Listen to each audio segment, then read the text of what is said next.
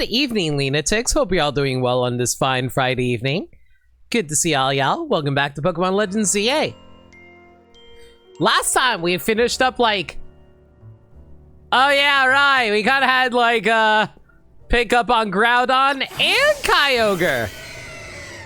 So yeah, like we grabbed these two while we were finishing up the main story of the DLC. But now we still have like to go and try to grab the... But right now we're trying to go and grab the Mega Rayquaza right now. So how about we knock those out of the way really quick? Isn't it weird that Kyogre is listed before Groudon? I don't know. Whenever I organize the legendaries in my head, I always organize them by the way we always pronounce the games. So, you know, like, it would be Ruby and Sapphire, so therefore it'd be Groudon and then Kyogre, you know? I don't know, just a weird thought I had. But anyway, but yeah, we're just going to be trying to get access to Rayquaza, so how about we try and pick up some new Pokemon while we're at this? Oh boy, I just realized, do we even have the berries for this? Oh god, I really hope that we're not going to need, like, multiples of every berry all over again. Hopefully this will go fine, though.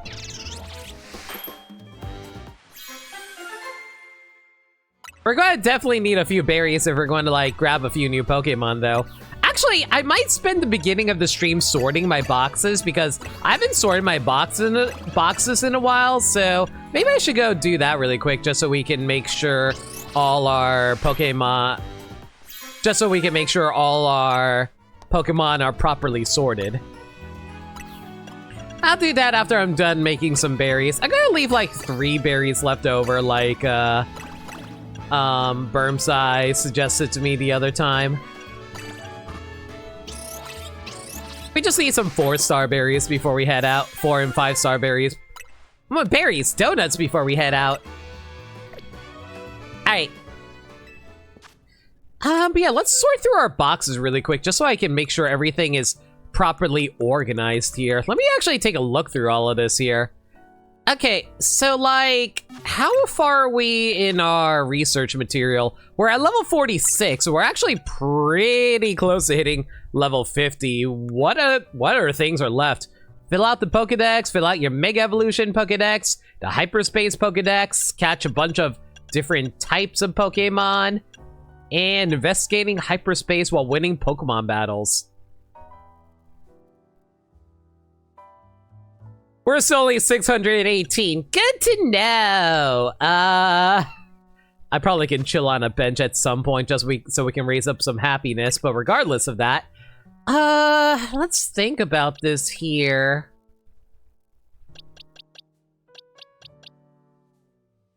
Oh yeah, I never did actually get for Alligator a proper nature, did I? No, I did not.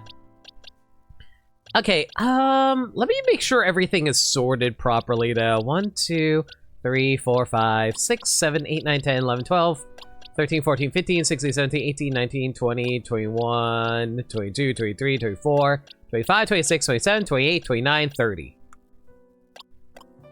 31, 32, 33, 34, 35, 36, 7, 8, 9, 10, 11, 12, 13, 14, 15, 16, 17, 18, 19, 10, 1, 2, 3, 4, 5, 6, 7, 8, 9, 10.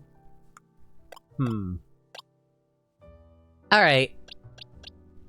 I'm going to have to do some trades in the near future if I actually want to evolve all of these things, though. Sorry if I go quiet for a little bit. I'm mostly just like trying to do the math here. Oh, right. I still need to evolve one of my Raltses into a... Right. I forgot. I need one more Ralts, don't I? Do I have another Ralts somewhere? Hang on. Let me see.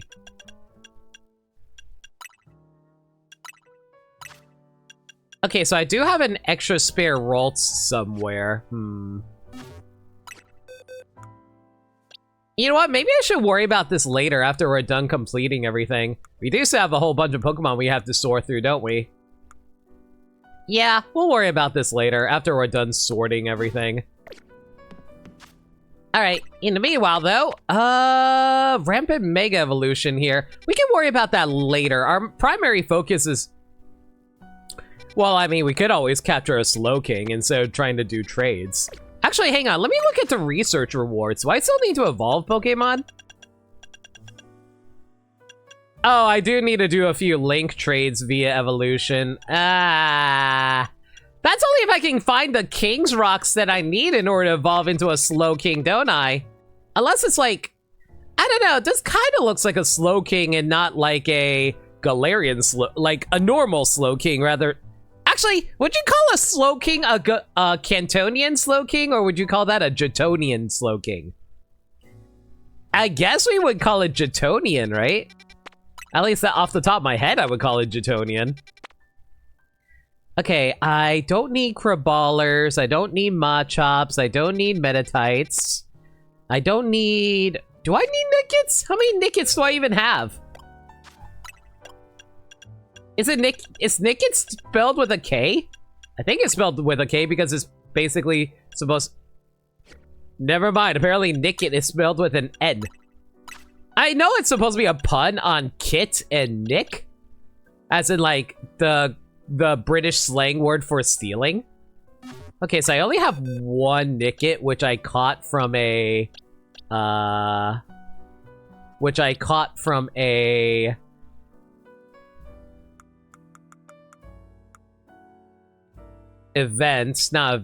side quest. Alright, so we don't need these pincers, so we might as well release these here.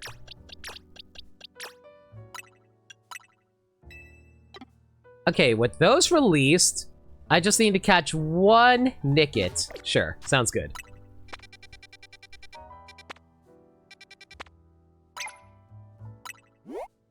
And what's over here? Galarian Slowpoke, eh? How many Galarian Slowpokes do I even have? It's a little annoying you can't sort by regional differences, but it is what it is. Okay, so we got all the Slowpokes we need for regular Kanto Slowbro / Slowking. And we have 3 Galarian Slowpoke there, so we don't need to get any more Slowpoke. Unless I can get a lucky shiny one, but I'm not really in the mood to try to hunt for one of those right now. Right now, we're just worried about completing the Pokedex as well as filling out the main story. I guess we can probably do a stream in the future where we try to get all of the, what's it called, Pokedex filled out, while also grabbing the shiny charm. We can probably dedicate a whole stream to that, theoretically. Oh my god, even with a level 3 donut, since this is a 1-star dimensional fissure, we can totally just, like, go in there for 20 minutes. I'm not gonna need to be in there for 20 minutes unless I really want to shiny hunt something in there, I guess. By the way, I was told that there was a way to get rid of your shards, but I still haven't found what that thing would be yet. Apparently, we need to catch some fighting-type Pokemon. Ugh, I'll worry about that later, I guess. Get these guys out of here. Don't want to deal with y'all right now.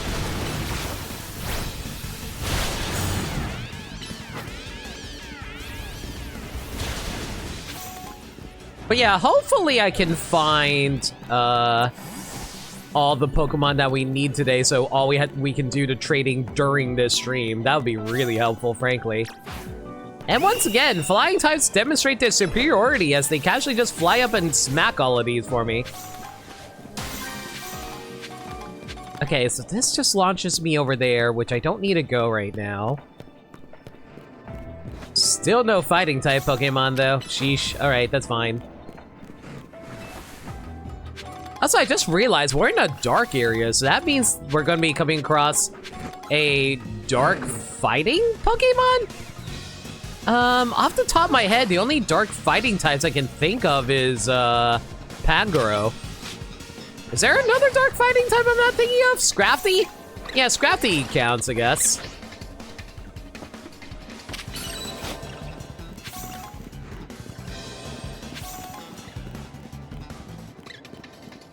Yo! Get over here! And this is why you have to rely on flies sometimes, y'all.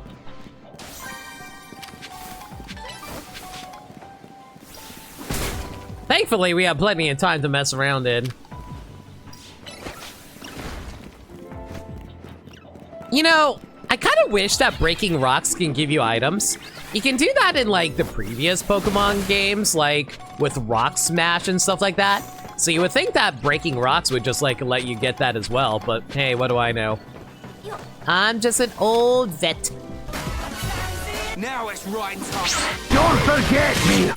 Think you can take me! Think you can take That me! gave me a freaking heart attack, Wolf! Thank you so much! Don't forget me! Think you can take me! Think you can take me! Don't forget me! Behave! Don't forget! Think you can take me! Think you can take me! Behave! Don't forget me!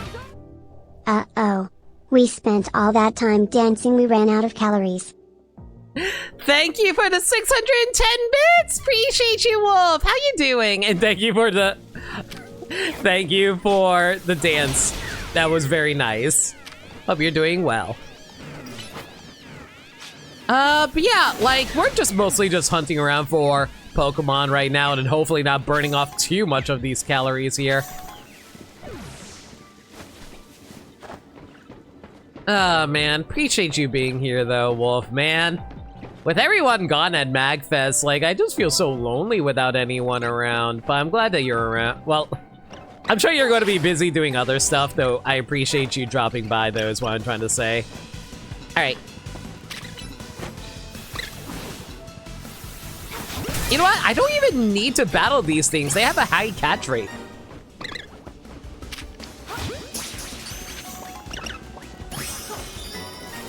All right, that's 2. How many, excuse me, how many Scrafties do I have access to? Actually, these are called Scraggies. What am I talking about? Don't really need these. We can probably release them.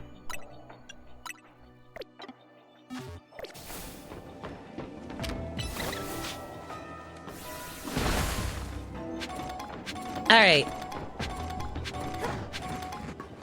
What do we got around here? Plenty of Pokeballs, but nothing for me to actually pick up around here. Oh, God. You know, I always imagined Scrafties being the type of Pokemon that would be afraid of combat until they evolve, but, what do I know, I guess? I always just figured that they'd be the type of Pokemon that would be trying to run away until they develop enough bravery to, like, grow up into being able to, evolve.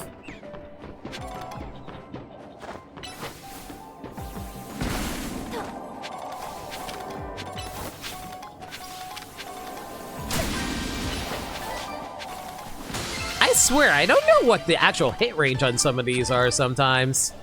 Anyway, I think that's everything. I did see a big Pokeball down here, so we'll grab that really quick and then we'll peace out.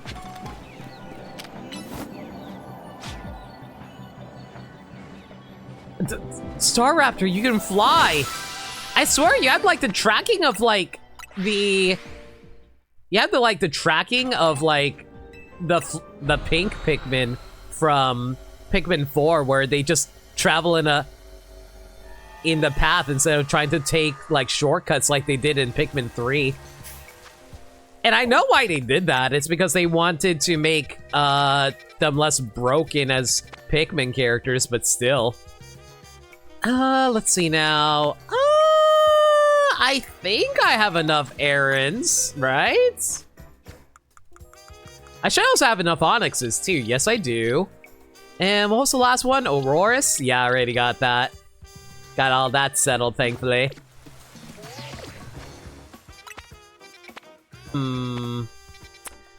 Man, I'm so upset I spent all that time hunting down Eevee when I could have gotten, like, easy Eevees over there. Anyway, that's unfortunately regular Farfetch, not Galarian Farfetch. I mean... Okay, I'll consider dropping by there later, but for right now, I don't think it really matters all that much. if I if I did want to actually go there, I think it's one of the... Actually, wait, this would be faster. I think if I did actually go there, it's mostly to see if they do actually have those Galarian Farfetch'd in there, but I highly doubt it. I'm pretty sure it's just going to be regular Farfetch'd. Right, boys. Mondo cool. Bite your tongue. They're still Mondo cool. You're not wrong. They do be Mondo cool. Thank you for 83 bits. Much appreciated. Give me a quick sec. I need to clear out my throat really quick.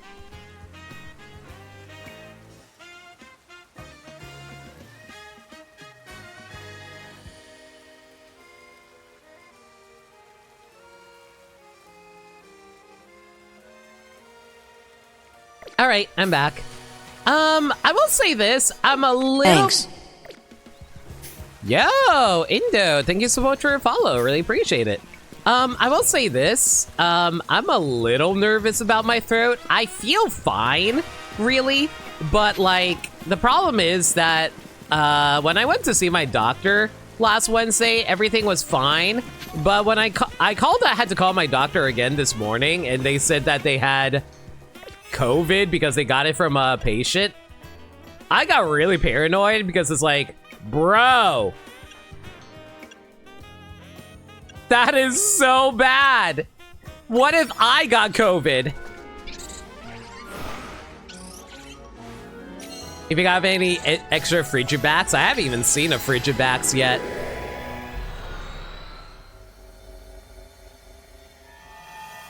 So yeah, I'm a little nervous about that. Just the thing you want to hear from your doc? Yeah, freaking annoying as shit, right? But yeah, hopefully I haven't caught anything, you know?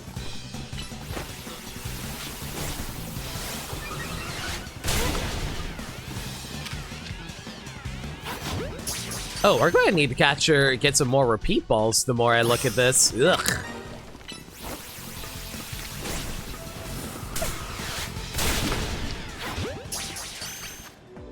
Okay, now then, let's take a look here. Ah, heck. I probably shouldn't have done that. Oh, well. It's fine. Just release... Just release these over here. I like to believe I'm not actually sick. I think it's just because I just woke up. Well, you see, if you didn't take a Pokeball with you, there's no way you caught anything. See? That is the right mindset that we should be looking at here.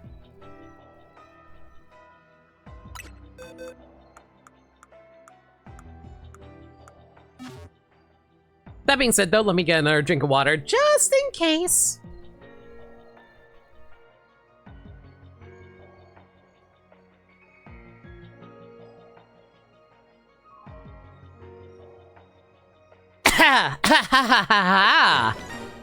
Oh my god. Okay.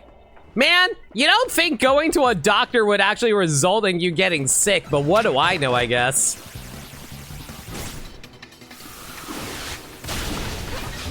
Man, this is like the worst possible combination they could give you. Use the catch window and catch a Pokemon undetected? That is so annoying. Get out of here.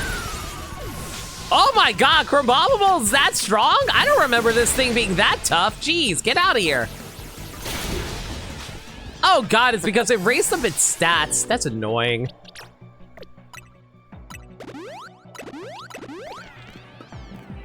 Okay, so there's a Heracross over there. I don't even remember what I was looking for in here anymore. I think it was some kind of Pokemon that was like new. I think it was like an evolution of like one of my other Pokemon that I currently have. Oh my god, Heracross has freaking awareness like nobody's business. Get out of here.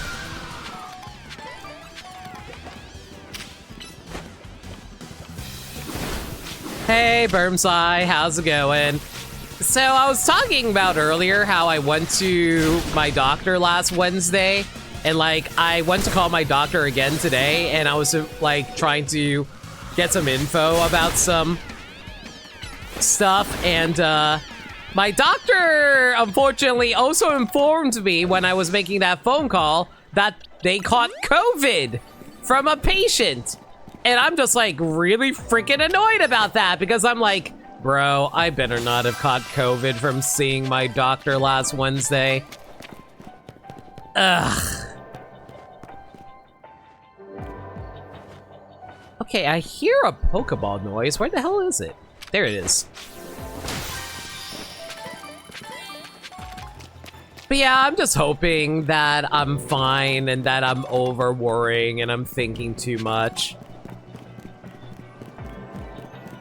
Oh, it's Machoke. Do I really want to capture a Machoke or a Machamp right now? Apparently I do. You know, some people would be really happy to see some big butt beefy dudes trying to chase after me. Not me, though. Y'all can peace out. Yeah, that's right. Run back. You enjoy that sewer room all to yourself.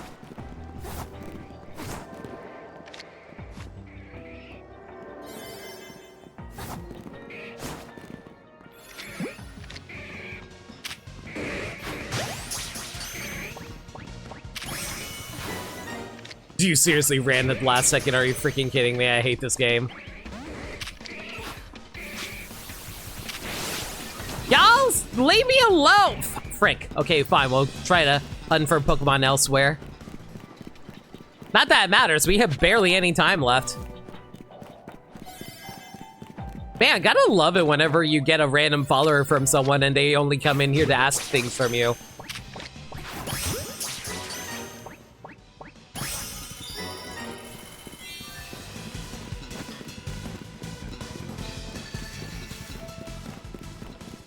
That's just what you get whenever you stream a Pokemon game.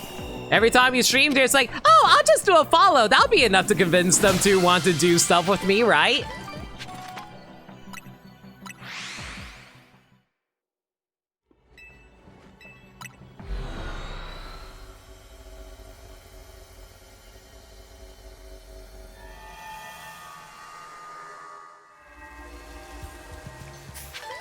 All right, let's see here what we got here.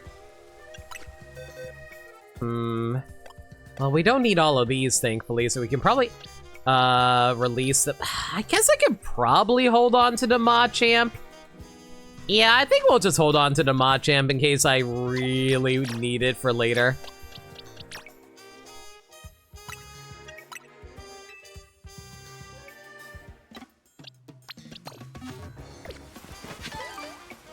Alright, let's see here. Do I really want to try and hunt for a Farfetch'd? I don't think they will have one. Did I ever catch that Chingling?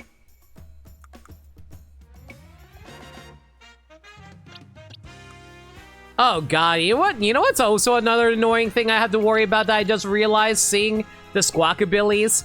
I still need to find the other Squawkabillies. We got a blue, green, and yellow one, but we still haven't seen the white one. Hopefully that'll show up inside of the wild, like the hyperspace wild zones when we look for it. I not have a Staravia? I could have sworn we had a Staravia, but what do I know? Oh, we do only have 2 Starlies. Do I not have them? I could have sworn I caught more Starlies than just 2, right? Wow, I only have 2 Starlies. All right, sure, whatever.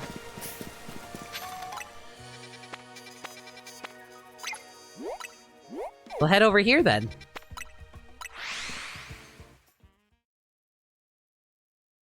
But yeah, like, I'm hoping that my, any, like, irritation I have with my throat is just self-inflicted.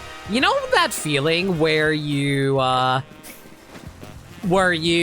self-create your own diagnosis because you basically are thinking too hard about it and it becomes, like, more of an issue than it actually is because you're just thinking about it the whole time? I'm hoping that's just what's going on right now, where I'm thinking too hard about my throat and it's just, like, creating problems that don't actually exist.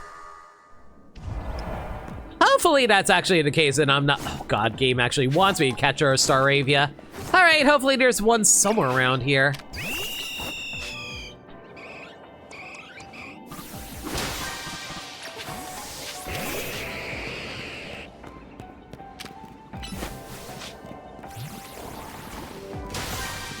There's plenty of Buneri at the very least. Alright, I see some Starlies. I don't see a Staravia though.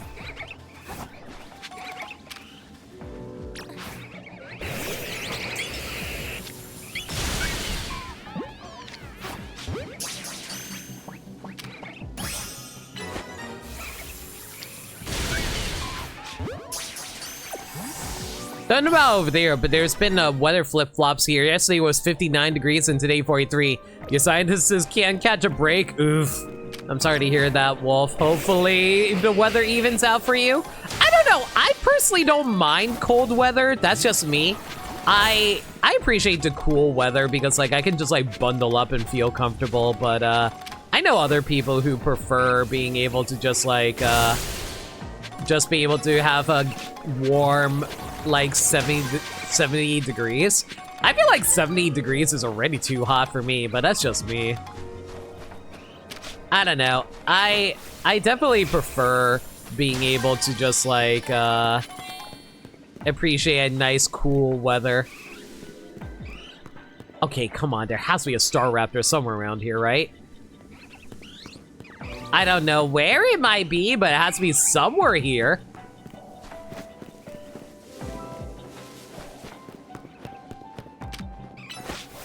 Oh, by the way, Bermsai, if you're still here, I wanted to ask, when do I get access to that Mega Shard exchange?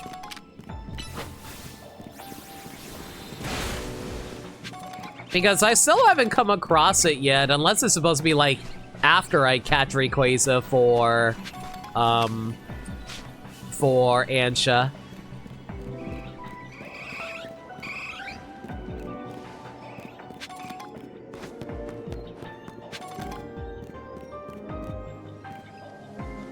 Might be under the car next to Mew? Oh my god. Oh yeah, if we just look under this car, we'll find the Staraptor right now.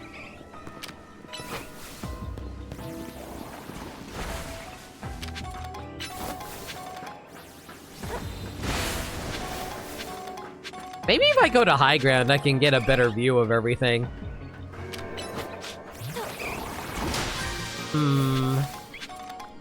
Okay, I see a few birds, but I don't think that's going to be related to what we're looking for. I mean, by definition, they are related because, you know, same bird family, but I don't think that's specifically what we're looking for.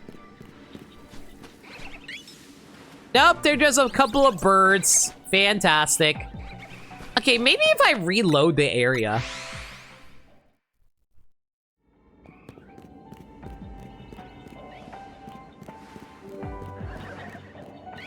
I see a bunch of Alpha Buneri, but those are definitely not Staravias.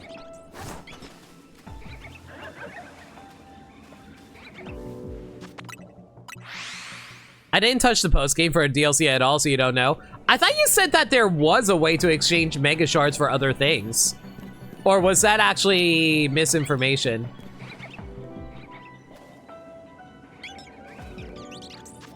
Someone else said that? Okay, never mind then. Then I wonder where it is. Huh.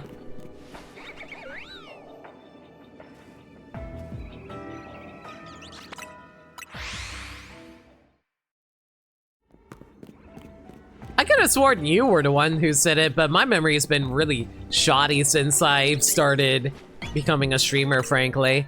I don't know. Maybe it's just because I'm getting old. Maybe I'm just getting old and my memory is just complete garbo, guys. That's an Alpha Eevee. If it was shiny, I would go for it.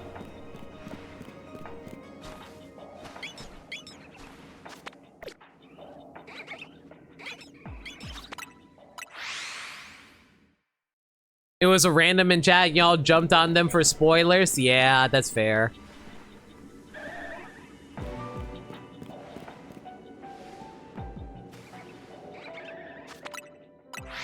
I'm guessing it has to be somewhere in the post game after everything.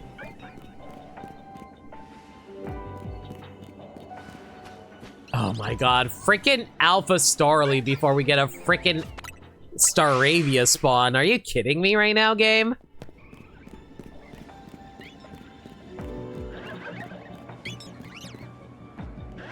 That's a Staravia.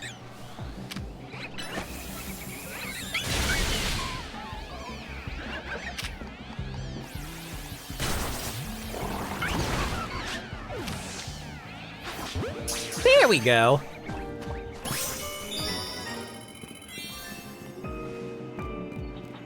Now where did the golden Pokeball spawn? Can I log on to that from here? Of course not. All right, time to do a little bit of platforming. Staraptor? Staraptor?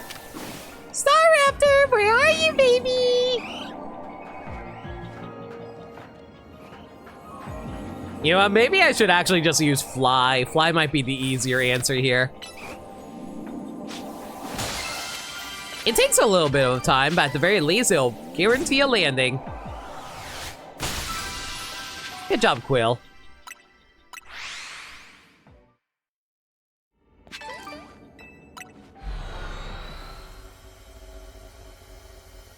I think I'll hold on to the... Do I want to hold on to Staraptor? Starly is really easy to level up. I don't really need it, do I? I don't think we do. Yeah, I think I'd rather just release it. Just so we can have some extra box space for stuff that we might actually need.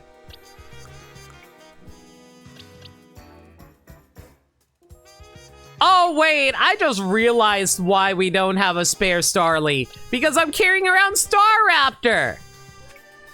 Hey guys, guess who's not observant whatsoever? Ah, whatever. It's fine. It's fine. Just wasted like, what, 10 minutes? Let's see here. Don't need Eevee, don't need Zigzagoon. Zigzagoon? Zangoose? Don't need Curlia, don't need you, don't need you, don't need you. Don't need Ekans, don't need you. Do I have Gulpin?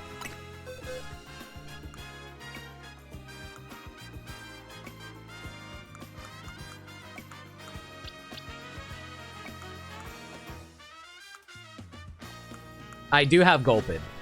Okay.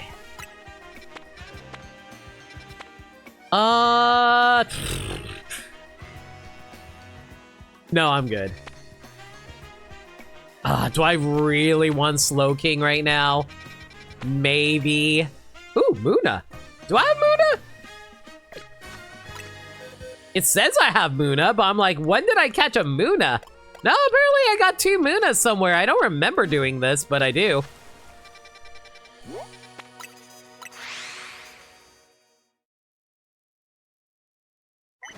Thank God they don't put a freaking battle arena around the Pokeball area. I would be really annoyed if they did that.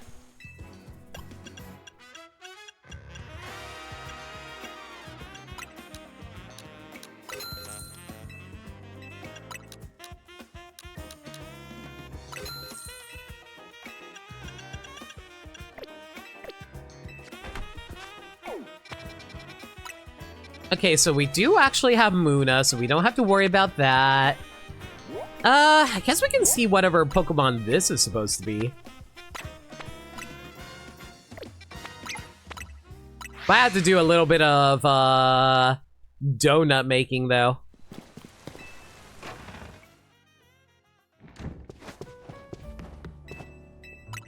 Man, I'm starting to regret trading in those donuts I made earlier. Those would have been super helpful for, like, other stuff I was going to need in the future.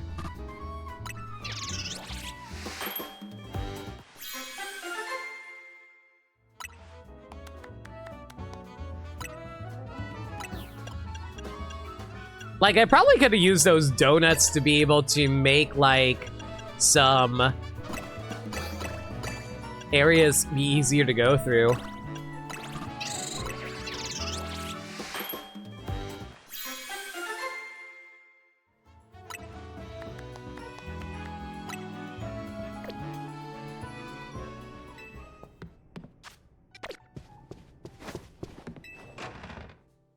I would have been mad if I actually ran away from this. Oh, please don't tell me it's on top. It's on top. Okay.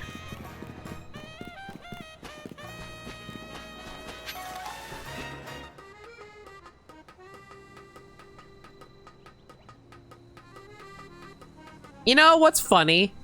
I always think about how Burmside was convinced me to actually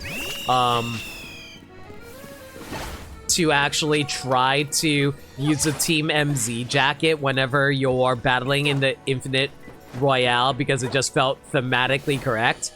And then I just kept on forgetting to do it to the point where I just never ended up doing it after like 1 or 2 times. Oopsie! Mostly because it's always like really annoying having to swap around your outfit. It's not too difficult, I just always forget to do it.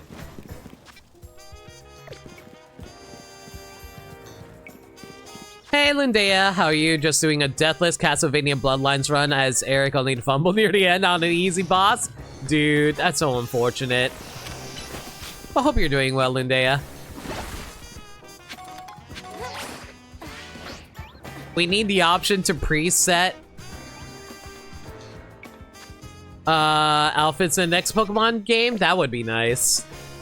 How the heck do I get over there? Is there a ladder I'm not seeing around here?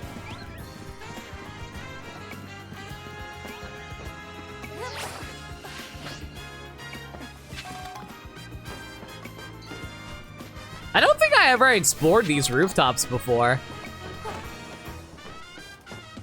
Yeah, I don't think I ever been around this specific area.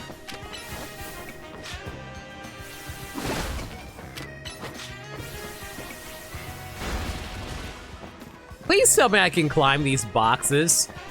Oh my god! Boxes count as a ladder? That's wild.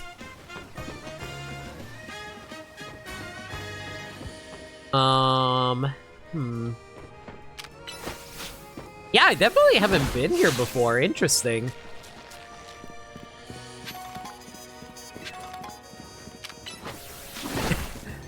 I find it really funny when you say, oh, which boss did you die to? Death.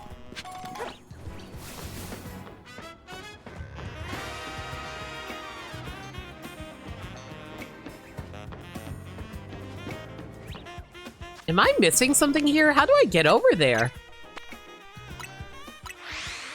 I feel like I'm missing something really obvious here. Is there a ladder outside that I'm not seeing?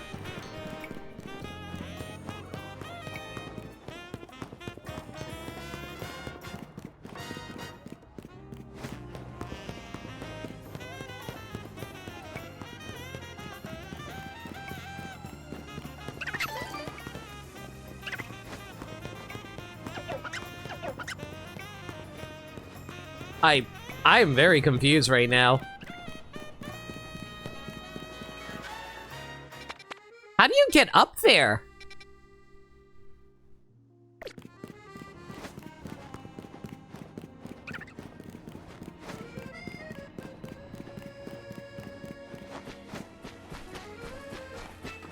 I've never actually been there before, so I don't know where we're supposed to go.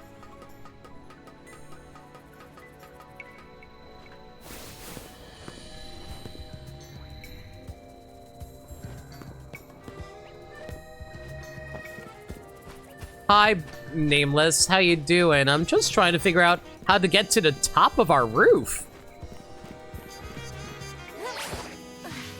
I can't seem to find any... Oh, wait. There's a ladder over here. Hey, guys. I'm observant.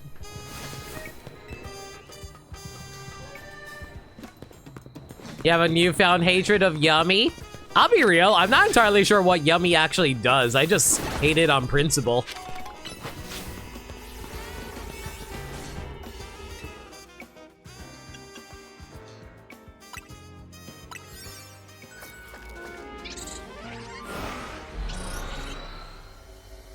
For people who don't know what Yummy is, it's a new Yu-Gi-Oh! Archetype that they added into Master Duel recently. Oh, hi! How y'all doing?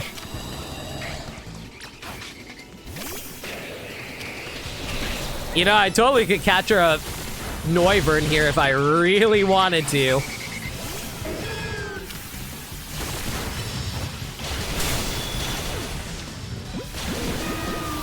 Okay, these things hit like a truck though, holy cow.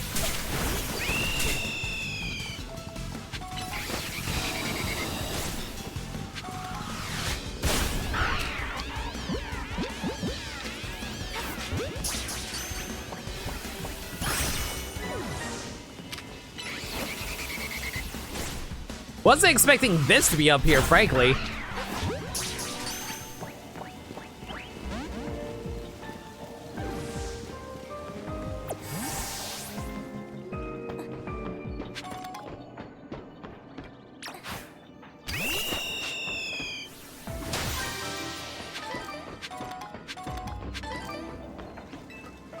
I contributed that just now, Nameless. They just kept summoning, they gave everything and there was still more. Yeah, that sounds right. Honestly, I feel like that's just like, Pokemon, not Pokemon, Yu-Gi-Oh! In general nowadays. Everything has a floating effect. Either that or something that allows them to just summon a bunch more even during your opponent's turn. Gotta love power creep, everybody.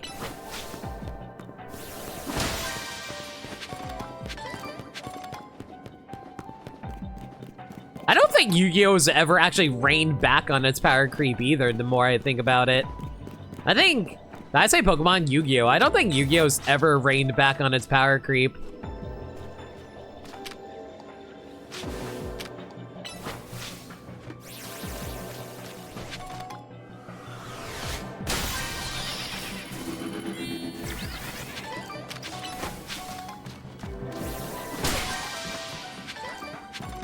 I think it just like, I legitimately believe we're going to get to that point in Yu-Gi-Oh! Where everything is just going to be constantly like, making like 10 billion monsters in one turn, and then Yu-Gi-Oh! Is going to be completely unrecognizable. Just because of how much they're like evolving the game, quote unquote. That's a shiny.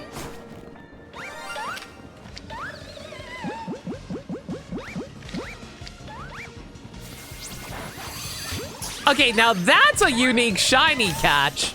A freaking shiny Phantom.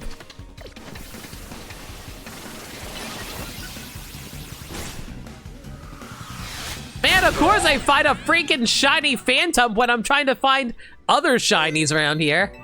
But yeah, shiny Phantom. Nice catch.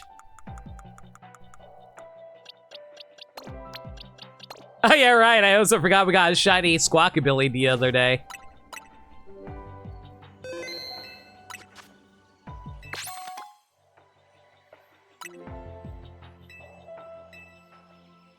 Yummy doesn't have floating effects, but they get to keep extending as long as you leave any of their stuff out. Yep.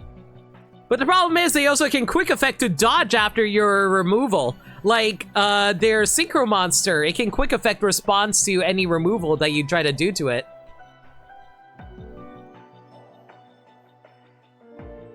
As long as the Kala Haunted deck rides the power creep, you're happy. We'll see how that goes.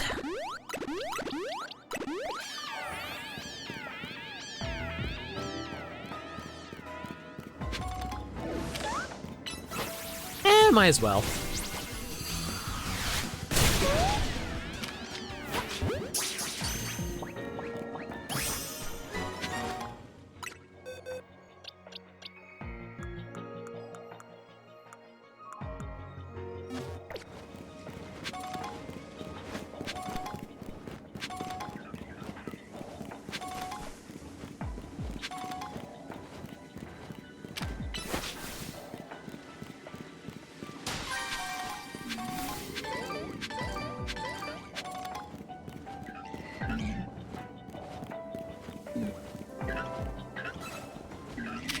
There is no way you guys spotted me there. Rude!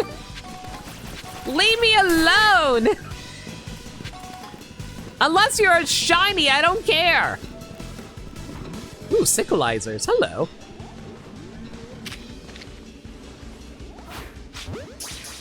That counts as not being detected, right? It does. Perfect.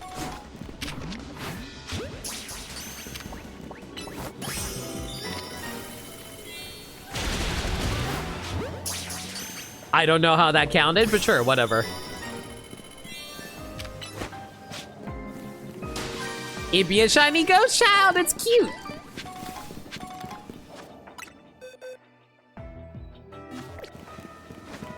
I am glad that they actually showcased to you that it's a shiny in the box rather than you having to highlight over it. Like in the quote-unquote original games, you actively have to highlight over it in order to know if it was a shiny or not. But thankfully in this game, they will actually show you the shiny model. Now the real annoying thing, trying to figure out where the heck this golden Pokeball is because this one area is freaking massive.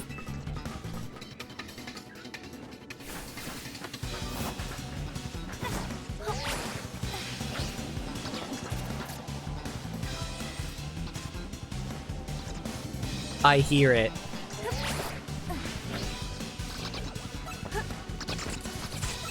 Don't mind me, bird boys.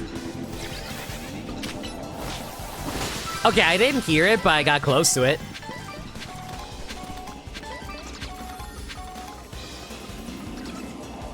Oh god, you guys are back. You know what? Let's just grab the Pokemon and get out of here. Caught up to where you are in the DLC last night, so that's cool. That's cool. Hopefully you can get the shiny, well, shiny. Actually, now that I think about it, is it possible to get a shiny Rayquaza in this, or is that shiny locked? I'm gonna assume that's shiny locked, right?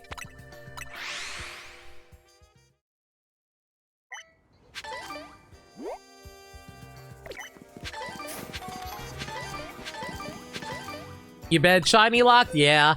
Like I said, I would not be surprised.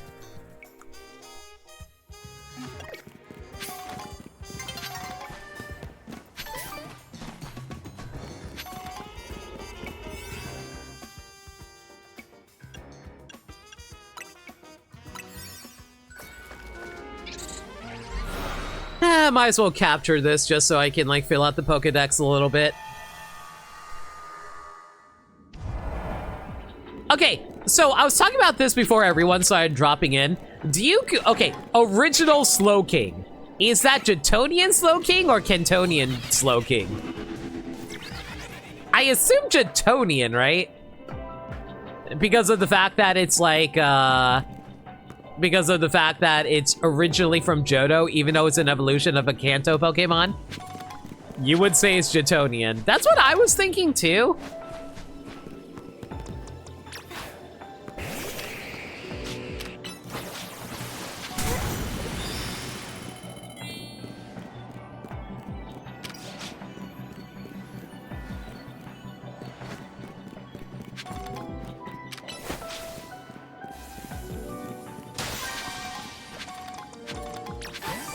But yeah, I was just like wondering about that because I briefly realized I didn't actually know whether or not to classify it as such.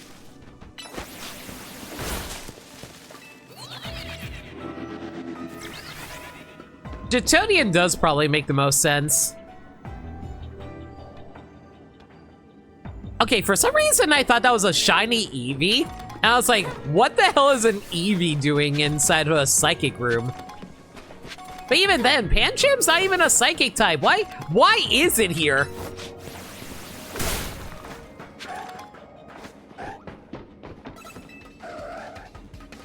Unless it's going to turn out to be like, I don't know, a shot. Unless it's supposed to be like a Galarian Slowking. But even then, Galarian Slowking is a psychic poison type, isn't it?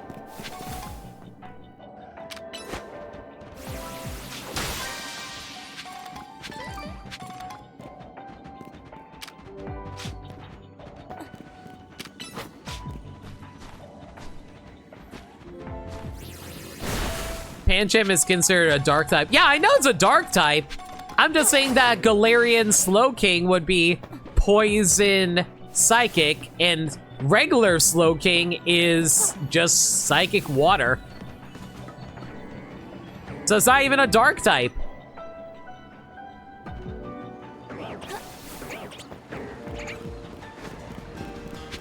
Unless that wasn't actually a, wait, I just realized, was it even a, no, nah. If it was a Malamar, I would know it's a Malamar because I have a Malamar. So it has to be Slowking. Where the hell is Slowking?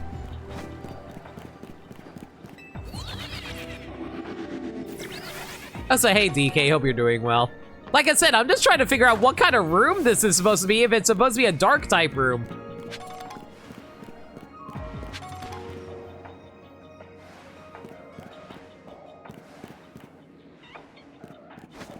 It's not supposed to be Pongoro. I own a Pongoro too.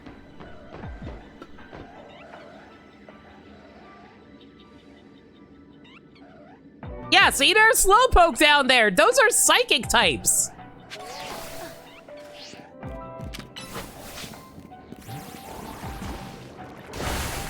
I should know. I'm the Slowpoke party person. Unless I'm a colossal dumbass and have no idea what type Slowking is, but I'm pretty sure Slowking is a psychic water type.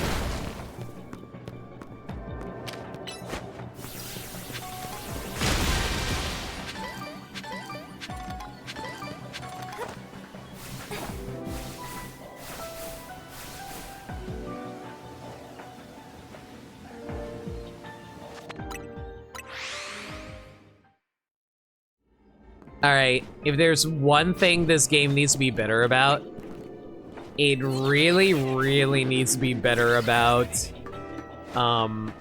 it really needs to be better at telling you where you are on a map when you're inside the hyperspace zone, because man, this map is not useful whatsoever. I mean, maybe it's helpful, but I'm not seeing it.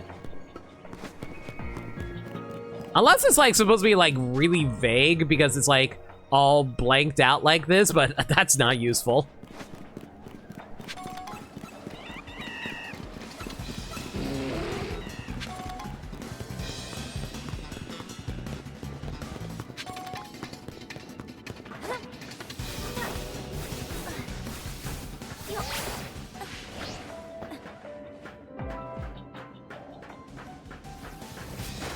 So out of curiosity, how do you guys feel about the whole scaffolding setup in these games?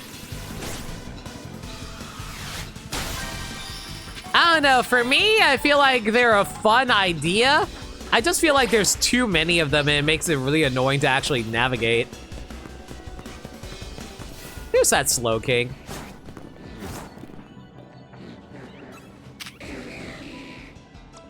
Okay, let me know, Slowking's an aggressive person.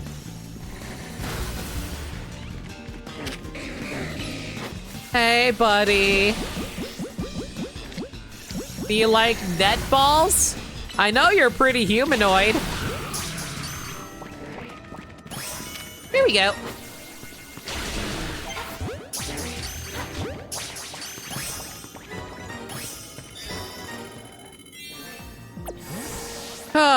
Now the real... Man, this is why I hate about giant wild areas like this. Because, like, where the heck would the golden Pokeball spawn? It can quite literally be anywhere. Unless there's, like, a consistent spawn spot for, like, the golden Pokeballs. Which there are sometimes, but then there are other times where I'm not entirely sure. I don't know, I just kind of wander around sometimes.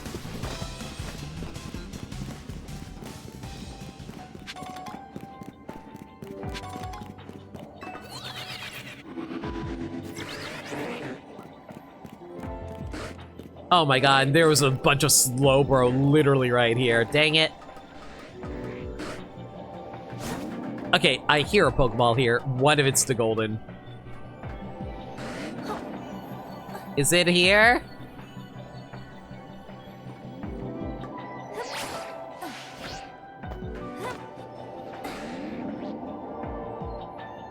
I definitely hear something.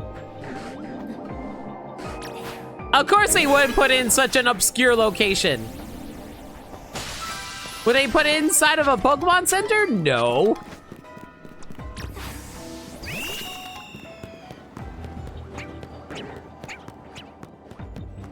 Come on.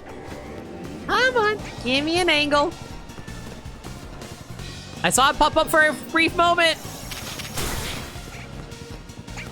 Come on. There we go.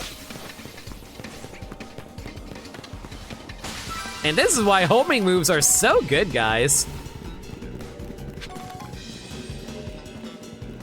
Okay, I'm gonna assume the golden Pokeball's somewhere inside of a rooftop somewhere. Inside on the rooftop of somewhere.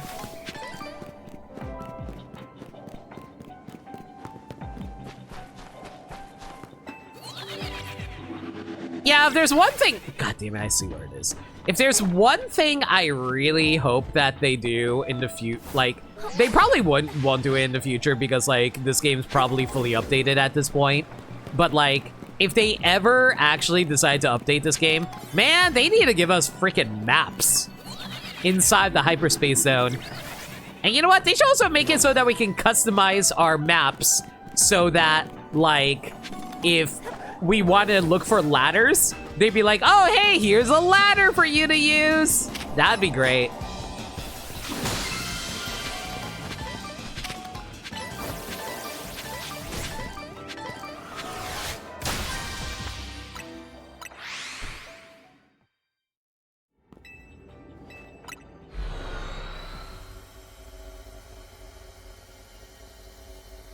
All right, let's see what Mega Pokemon we're going to battle now. I think it was like, it's not Victory Bell. What was it again? I have no idea what that is supposed to be.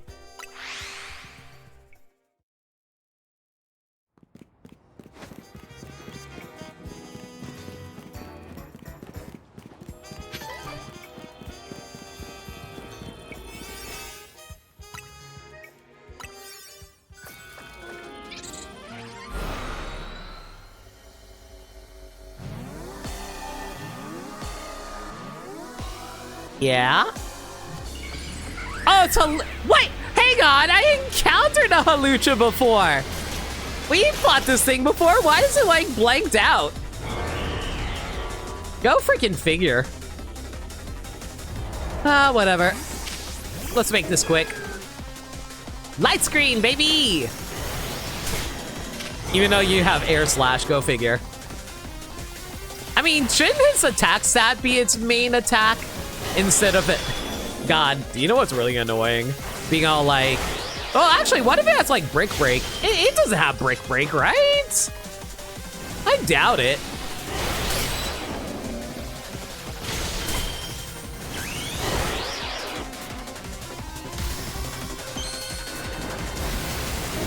I don't think Brick Break does extra damage. I think it only breaks the shields, right?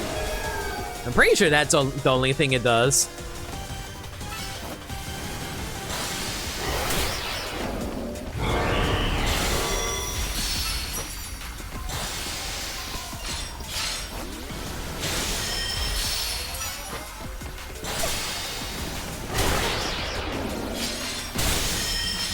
I'm glad that me getting attacked by my own Pokemon doesn't count.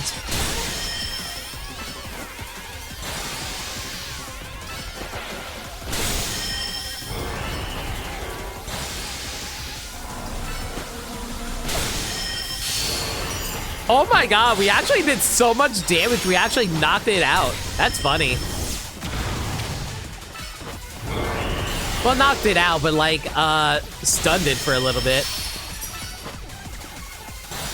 And I am noticing that it's probably better for these types of battles that you don't move too much so your Pokemon isn't running towards you before they do an attack.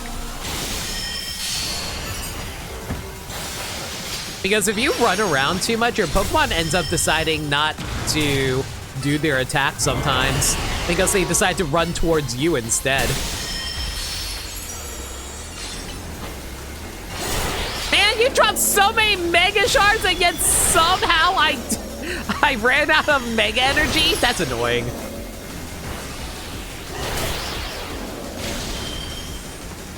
Okay, maybe I should stop taking so much damage here. I might actually lose this.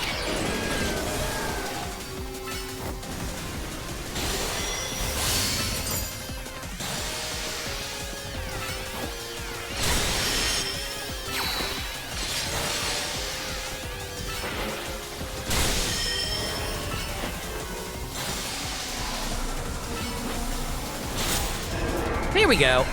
Drink and stretch. Thanks for a reminder, Lundea. Also perfect timing. Bachan, water please. Thank you.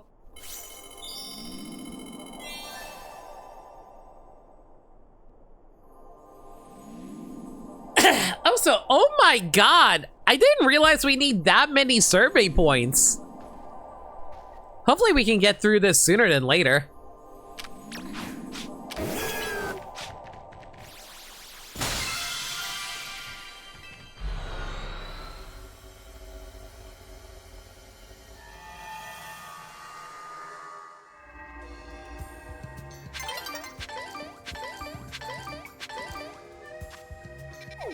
You know, I was really hoping that they'd give me a little more berries than just that.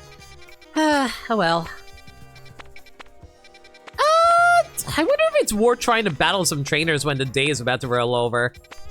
It's probably not worth it, right? Yeah, it probably isn't worth it. I guess I could probably battle some trainers and get, like, the experience I need in order to max out, but even then, eh. We won't have enough time to actually do all of the survey tasks. We need a hyperspace berry farm. A hyperspace berry farm would be fantastic. It's mostly because, like, the Pokeballs don't actually give you that many materials.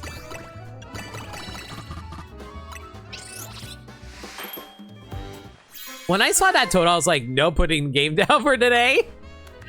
Nah, that's fair. I mean, like, it's not that hard to get through if you just happen to have enough from, like, passively farming for stuff, but still.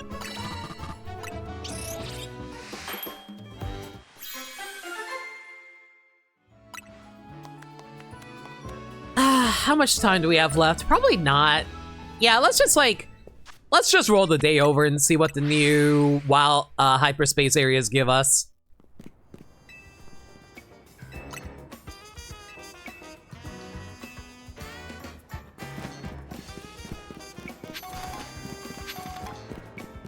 So I just realized I haven't sold anything in a while. How much treasure? Oh my god, I got a lot. Okay, poke sale. I have 97 tiny mushrooms. That's really funny. I have 81 pretty feathers. My god, that's a lot of money. I'll take that. Well, it's not like a million. You know, the million that we spent on that coffee that one time. Actually, while we're here, let's hang out with our Pokemon! Yeah! Look at this team! Yeah! Yeah!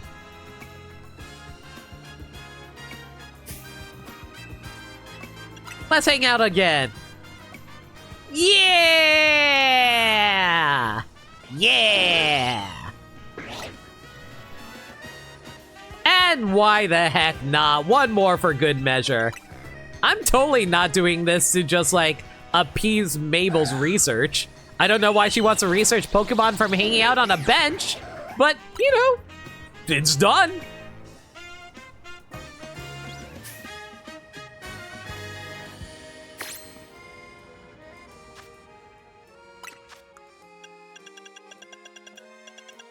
Okay, I'm glad I don't have to do that more than 3 times.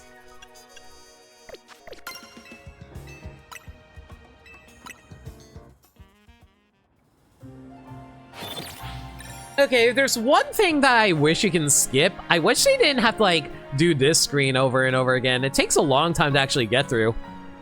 Yeah, Danny, feel free to lurk away. Thanks for hanging. Hope you're doing well. I am currently finding Pokemon. Okay, Ray, got all of you. Got all of you. Glad you waited till the DLC for a research task because you were not going to do 1,000 battles. I mean, you could do 1,000 battles pretty easily if you just head into the hyperspace battle zones.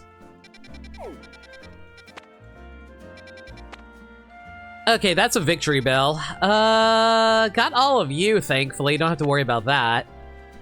Got all of you. I have all the Dratinis I need, right? Let me double check that.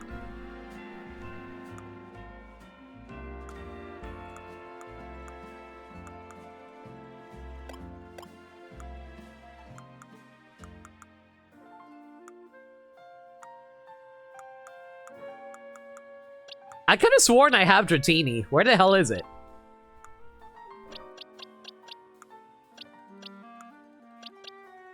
Yo, where's my Dratinis?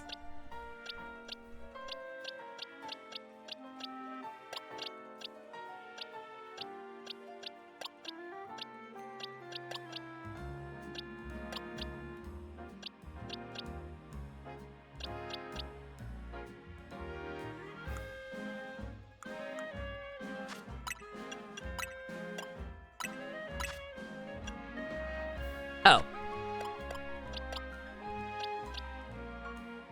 142, 43, 44, 45. Okay, so I do actually have Dratini. I was really worried for a moment there.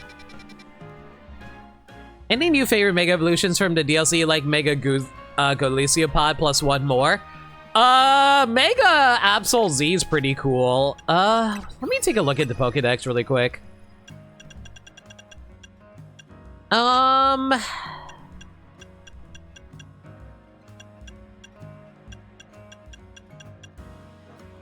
Mega Scovillian is a cool idea. I just wish it was a little more interesting visually. Mega Glamora is also a cool idea. It kind of reminds me of like an alien-esque Starmie. Apparently we're still missing two more though. What the heck are the two I'm missing? I do like Mega Darkrai just because it looks like a Kirby final boss. Mega Heatran's pretty sick. Mega Staraptor's insane. Like I said, I still have no idea what these last two Wait, what is this? Wait, I have its Mega Stone. What the hell is this?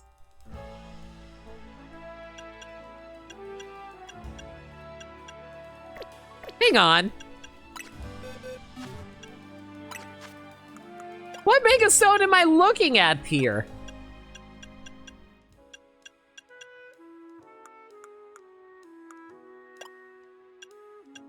Oh, it's Baxcaliburite. Okay, it's Baxcaliburite.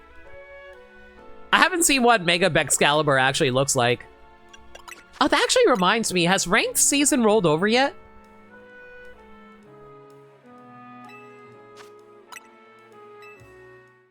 Yep, season rolled over. And the new season invites us to get a Mega Sceptile. We'll do that later.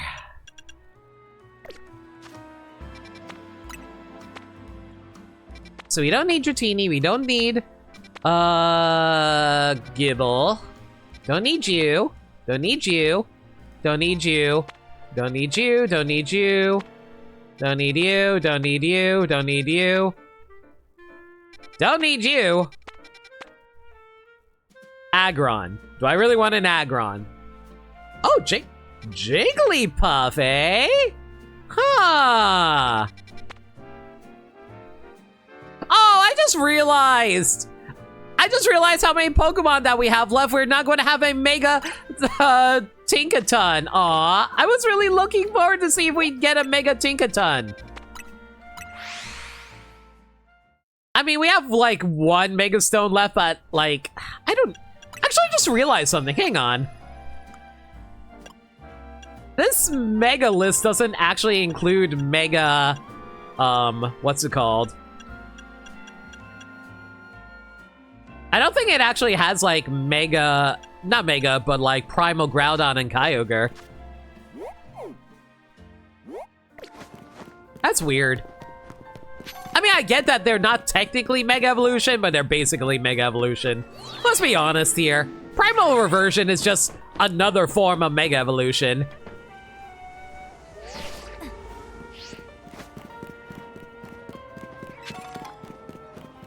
I know she says not actual Mega Evolution, it just has the similarities of a Mega Evolution, though.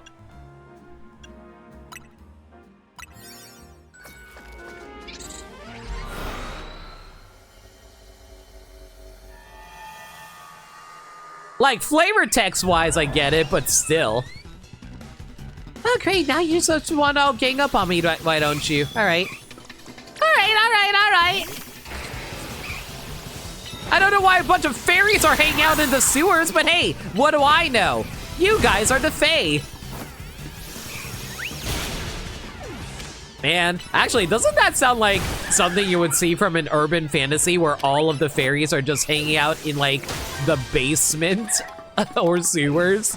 And then they all their glory. Actually, no, isn't this like the plot of like Hellboy 2? Yeah, that's like the plot of Hellboy 2, where like the main villain's motivation being like a elf who was so sick of humanity's actual treatment of fantastical creatures that they decided to try to wipe out all humanity.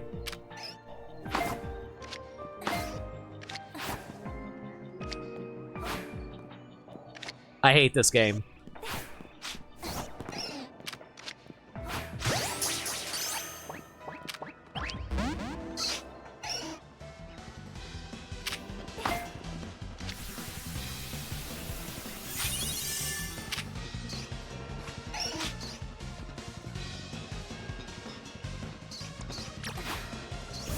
I was really hoping you couldn't see me there, but fine.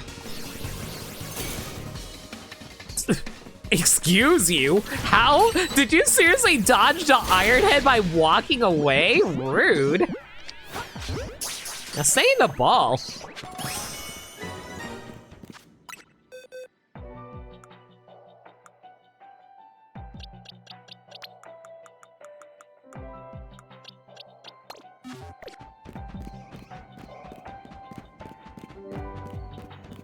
So do I just like walk through or? Man, that throws me off so much sometimes.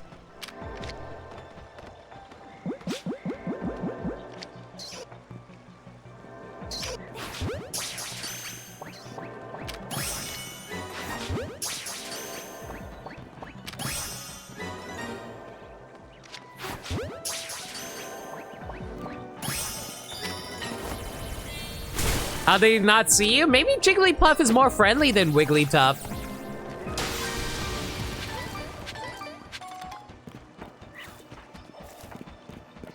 Man, what I wouldn't give for that to be a shiny Gardevoir, y'all.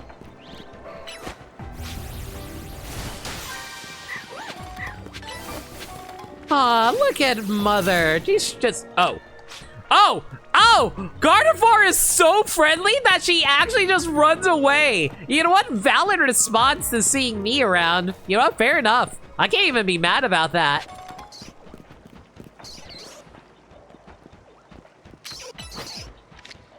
And here I thought they would actually be friendly.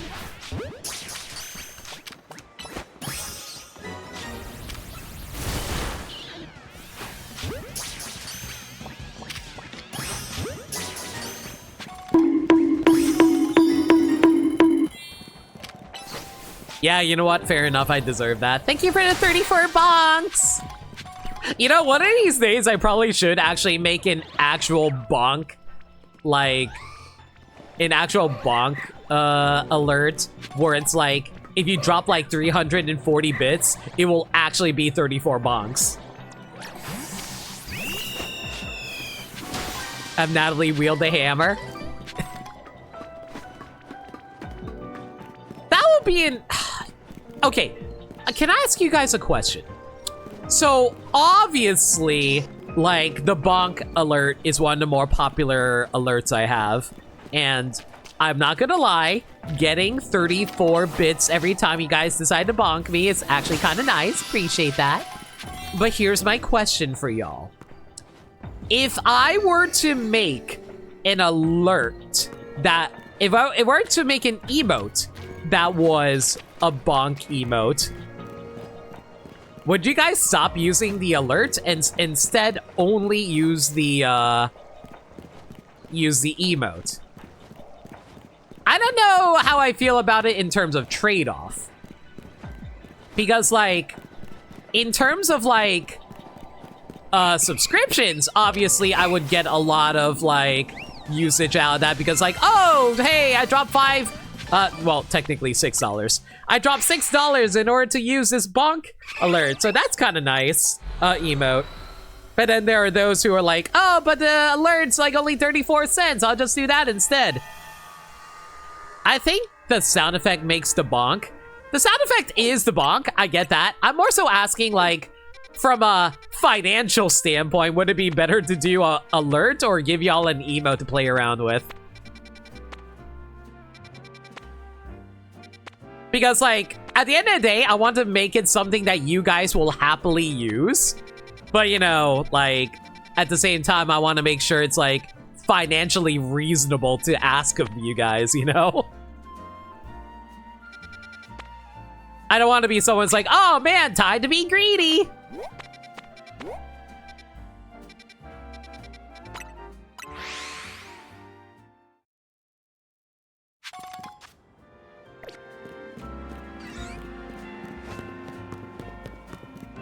But yeah, I feel like people like the actual bonk sound effect, though.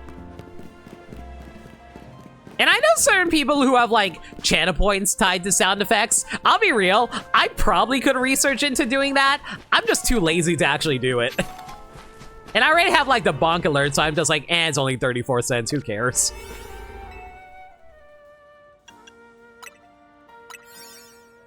Again, demonstrating my lazy nature. At least I hope I'm not lazy enough in terms of entertaining you guys, though. I do try my best to make sure you guys get a good show. Okay, we gotta capture a Tinkatuff. Tinkatuff is the evolution of Tinkatot, and then it goes into Tinkatuff, and then it goes into Tinkatun. I'm so bad with my memory for, like, new Pokemon evolutions.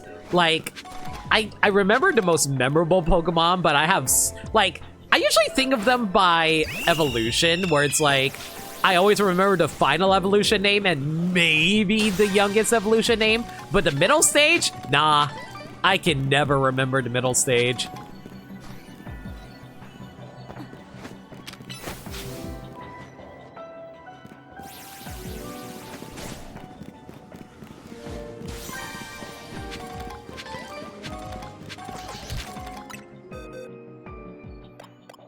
Probably should sort these Jigglypuffs now that I have access. Is Jigglypuff? No, there is a male Jigglypuff. I don't know why, but for some reason I always assumed that Jigglypuff is an all-female Pokemon.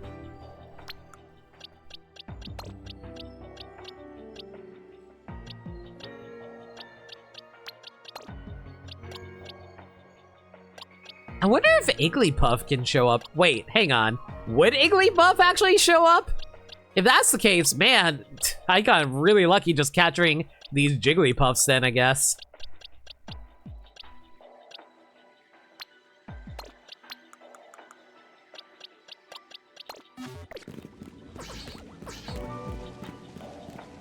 Wait, do I have Tinkatots?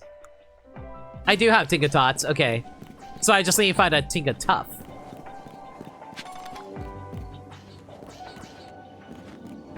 How to know when you're a Pokemon streamer? You're able to say stupid ass names and not bat an eye about it.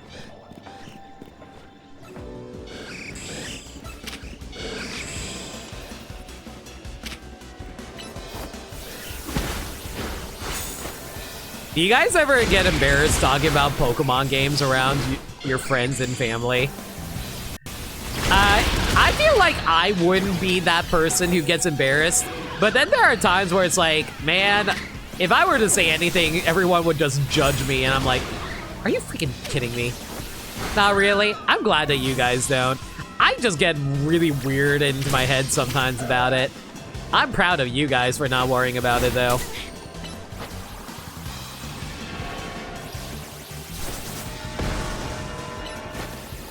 No, I talk way more about weird shit openly, though. That's fair. Your mom also watched the anime with you? Yeah. I don't know, like... I just get, like, weirdly embarrassed really easily because I always feel like... I don't know. You ever... It's one of those things where you've been shamed so much in society for acting different that you just feel embarrassed about stuff, and then just, like... It's one of those things that you're still working through because of, like, generational trauma of people making fun of people who likes embarrassing stuff as a kid because, like, oh man, the nerd likes nerdy things. And then now all the nerdy things are popular, like freaking Marvel and Pokemon. My friends and family are either Pokemon fans or neutral about this information. That's good to hear. It always reminds me because, like, my family always shamed me for liking Pokemon as a kid growing up. They're like, oh man, you should like do other things instead of just play Pokemon. And those exact same family members back during 2016 were all like, oh hey, Limit, tell us about Pokemon Go. And I raised my eyebrow at them. It's like, oh man, you mean the subject that you told me that I shouldn't be interested in and you want to talk to me about it now?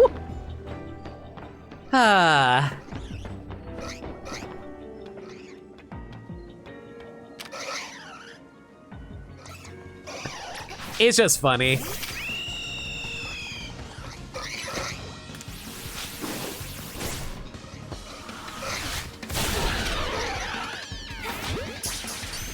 I wrote a college essay about Fire Emblem. You did? Okay, that sounds awesome, Danny.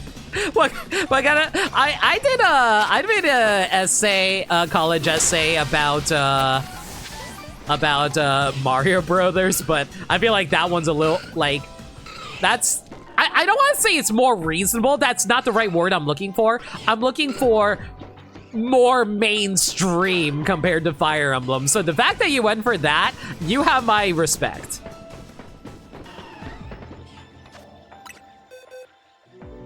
Did I not? Oh my god, I didn't actually capture the Primeape. Whatever. It's fine.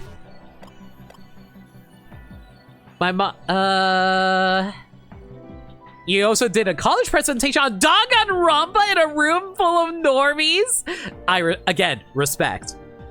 My younger brother got so excited when Aunt asked him to teach her to play Pokemon. He was so ready to teach her competitive that he learned it was Pokemon Go. Yeah, that's what I'm saying. It's one of those things where it's like people want to learn about something, but then you find out, oh, it's just a mobile app. Okay.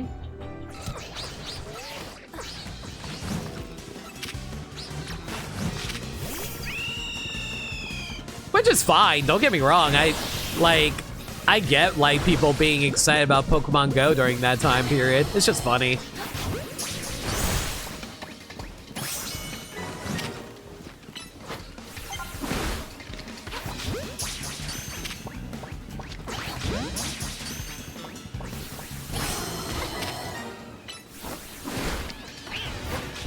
Save the ball! Thank you.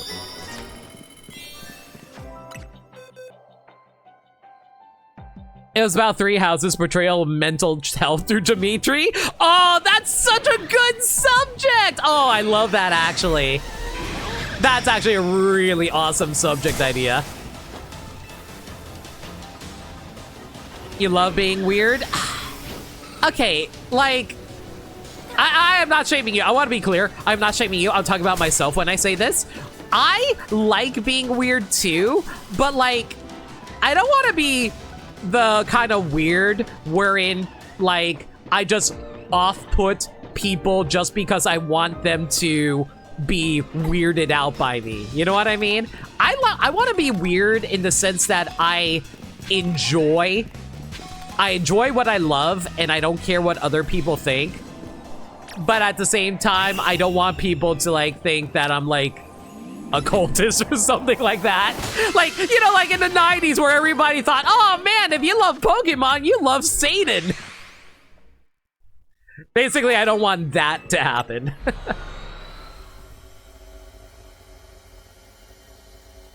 Because like, it was like actually a little bit hard to explain to my mom my idea of making streaming my career. Because it's like, How do you explain to your mom, oh, hey, I play video games and people give me money? And then she's like, I don't understand, but if it makes you money, whatever, just do it.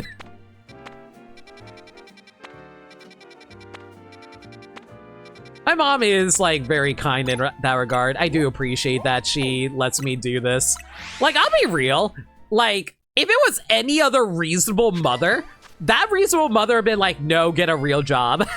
And you know what? That would have been a good mother. I'm not saying my mom's a bad mother, but my mom cares too much about my mental health. And, like, she knows that I don't handle my mental health. Like, she knows I don't handle pressure very well. So she was like, okay, like, if this is something that you can mentally handle, then, you know, do what makes you happy. And guess what? I would actually have less mental health problems if I wasn't a streamer. Ironic because the cults were somewhere else. Girl, what were you doing at the Devil's Sacrament Style? Pretty sure it'd be easier to just claim you do porn. I think my mom would absolutely judge me if I did that.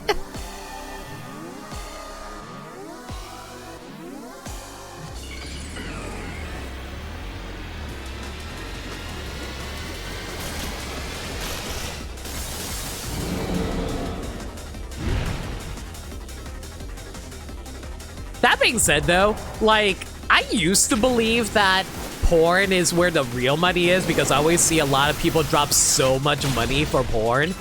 But, like, man, with how, like, society and the internet and, like, credit card companies really don't want, like, not safe for work people or sex workers to actually make money.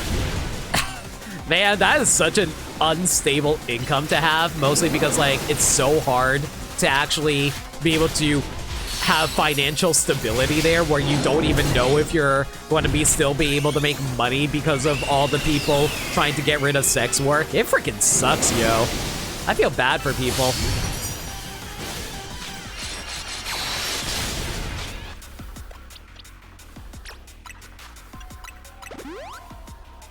It ain't easy, but also where you find the real nice people. I'll be real. Some of the nicest people I met are those who are degenerates, who are into, like, not safe for work and stuff like that. They are so kind. Selling feed pics is not as easy as people make it sound. I can imagine. Believe me. Like, most of the people I hang around with are, like, artists and stuff, but, like, yeah. Made like 80 cents off of it for real. That's fair. It is a bit of a marketing thing. I will freely admit that.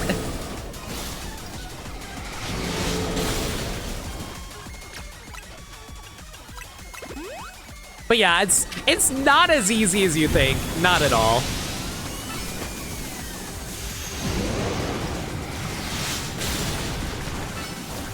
And honestly, like, okay, I don't want to say that, like, labor-wise, streaming is a hard job.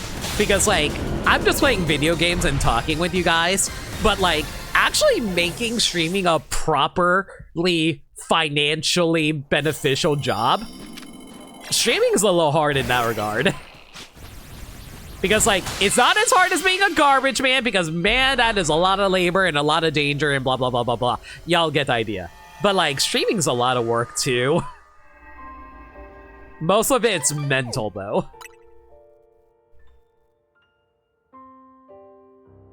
It's because they're in a constant state of post-that clarity. Do you know how many people who are degenerates that I know who actually don't get off to their own work? It really is just a job to them.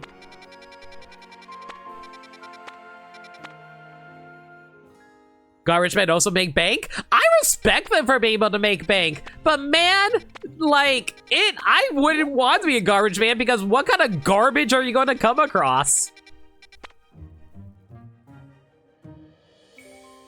I feel like most jobs that seem easy really aren't at all. No, you're entirely correct, Danny. Like, jobs, like, a lot of people, like, portray jobs as being really easy, but then when they actually do it, they realize how much more difficult it actually is. I never thought streaming was going to be easy, but I thought it is something I can comfortably do. And yes, I did end up comfortably doing streaming, but I'm gonna be real with you. It is financially stressful because I don't make minimum wage. So I basically have to be constantly whoring myself out to other people, be all like, oh, hey, do you want to like network and stuff like that? And I will be clear on that. Networking is fine. I made a lot of good friends that way. That's how I met most of my friends, is because of networking. And I love my friends. But at the same time, it's like one of those things where, yep, gotta whore myself out in order to get people to like me, in order to make sure I make money and get noticed. Streaming's hard. Streaming's hard in that regard because, like, you basically have to be on at all times. You can't just like, I'm gonna be real with you guys. Off stream, I am so relaxed. Like, I don't get stressed out. I don't yell. I sometimes just sit in my chair and doing nothing if I have nothing to do. Because I am just so mentally drained, I basically become a vegetable. Because I'd rather not think about anything. But unfortunately, because of the way my job works, I constantly have to be thinking about stuff. But that's just me off stream, to remove the mask a little bit. And then there's the freelance taxes. It sucks so bad. I'll be real. I'm getting to that point where I'm like, I spent almost 10 years streaming. I am 34 years old and I've been streaming since I was 24. I should probably get a real freaking job before I get too old. And I'm just like wondering, man, you know that sunken cost fallacy where it's like, like, you're you're in a dead end, but you have put in too much effort, too much time, and too much money into something that you don't want to give it up. That's basically where I am right now. Like, where I'm just like, I'm in too deep. If I quit now, it'd be such a waste of time. But like, okay, I'm gonna be like, this is a terrible question to ask your chat, because your chat is going to obviously say, do what makes you happy, or we like what you're doing. Is it actually worth trying to stick with streaming? I don't know. I'm at that point, I'm legitimately questioning whether or not I should get a proper job and I can actually live financially comfortably. But like, it's also another thing where it's like, even if I were to go get oh god, I'm out of donuts. Hang on, let's go do that really quick. Looks like you hoarded art supplies. Danny, if you want to do art, by all means, do art. It's just...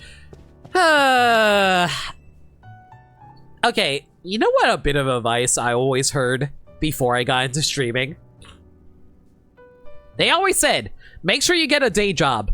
Do this as a hobby until it explodes. Once it explodes, then quit your day job. And you know what? That is something I probably should have followed up on. Guess who did it?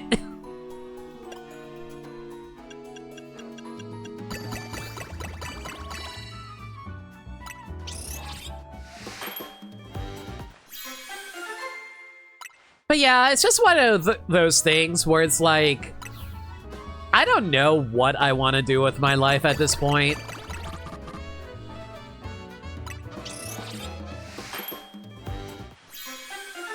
Like, I seem like someone who's very decisive with their choices, but a lot of those decisive choices are choices that I realized a long time ago.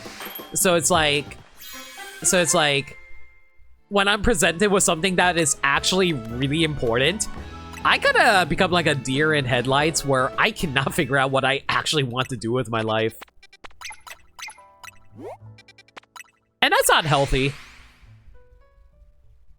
Emotionally, I want to say do what makes you happy. Logically, as a friend, I want to say consider alternate avenues if streaming may be the cause of increasing financial hardship for you.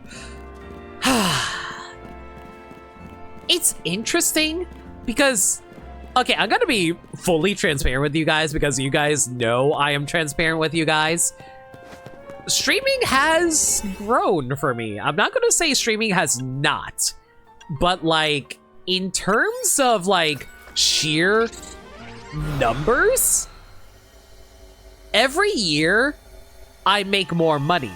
The only time I did not make more money a year is last year. And I told you guys exactly why last year I didn't make more money. Last year was because I had to deal with a lot of financial heartache and issues and stuff like that. So that was a bit of a pain. I'm not gonna lie about that. So like, I also have to be in a mentally well state in order to actually make money. That is probably one of the hardest things as someone with mental issues to have to deal with as a streamer. Are you mentally stable enough to be able to actually stream? Good question. I don't know.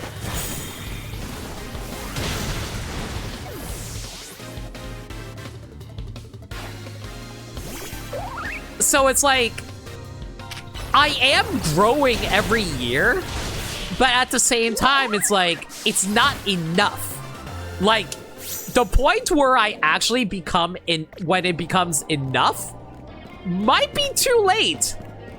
Because like, I kind of basically told my mom, who was also aware of my financial situation, if I am not, like, this is not an ultimatum she gave me, but she more so was asking me how much more time do I need before I actually think I'm capable of actually being financially stable with my streaming career. And I basically told her maybe 2028.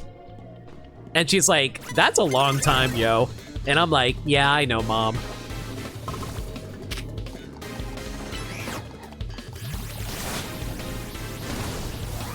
Sorry for the real talk, by the way, guys. There's just not a whole lot going on in the game right now, so that's why we're just kind of chatting this up right now. Like, I hear you need to have like 6 months of rent saved up before trying to make streaming full-time, basically. Yo, Voltage Gaming, how you doing? Welcome to the stream. We're kind of engaging a little bit of real talk right now, so I do apologize if you're, if you're not really into that type of stuff, but yeah, we're just like chatting things up right now. Mostly talking about how streaming is not financially stable whatsoever, and you should absolutely get a regular job. I hate that for some reason. You talking about that just makes me think of the intro to Breaking Dudes. I mean, Bad Dudes. Are you mentally stable enough to rescue the president? It's so true, though. I'm gonna be real with you. Like, I'm so glad that more and more people are aware of, like, mental health. But at the same time, man, it is exhausting talking about mental health.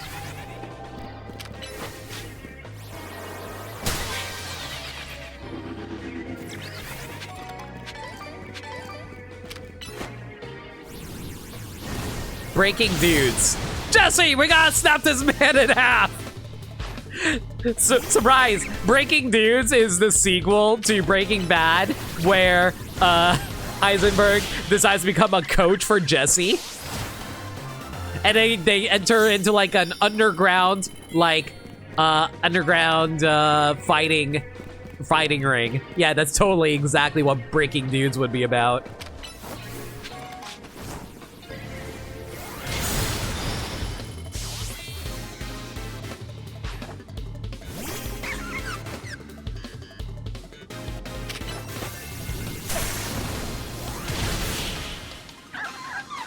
You ever seen Undertaker and Paul Bearer? That's them!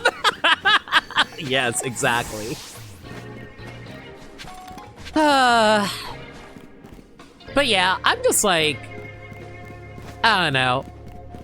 I guess another issue, I'll say this, another reason I'm scared about finding a job is, man, would I even be able to find a job? Because let's be completely transparent here. The job market is not a friendly place, especially with people who have zero experience. Oh man, I sure, like, I think the only experience I can probably tell other, other companies that I have is, oh, hey, I raised a lot of money for charity. I guess people would probably be impressed with that and say, oh, hey, so you have good organization and people skills. Written down. You know, considering how I talk to people on the regular for my streams, I would be amazed if I didn't actually have good people skills. I can't even say that. I kind of get mad at people sometimes. You know what? I take it back. I have no people skills whatsoever. Why did anybody like me?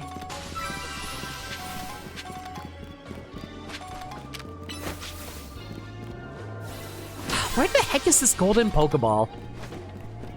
From your experience, the only places that want to hire are nursing homes and you're not going back to that. Don't get me wrong. I get it. It's like, it's one of those things where you want to do a job that's comfortable for you, but at the same time, it's like, you're given very little choices in that regard. If I have it my way, I'll be real. Do you know what would make me so happy? I want to be a librarian. Librarian is a very, like, financially stable job, because like we will mostly always have libraries. I would be surprised if we ever actually got rid of libraries, because like, don't get me wrong, I do agree that libraries are slowly getting antiquated.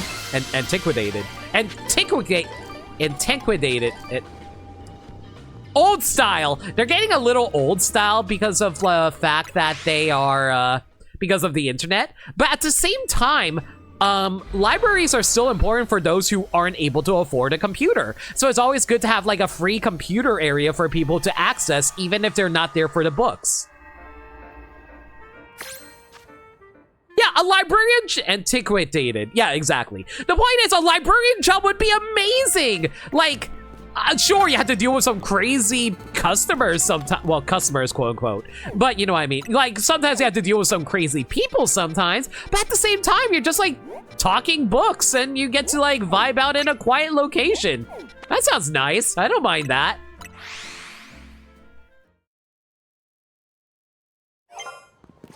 You got bitten by a radioactive old person. That's your origin story?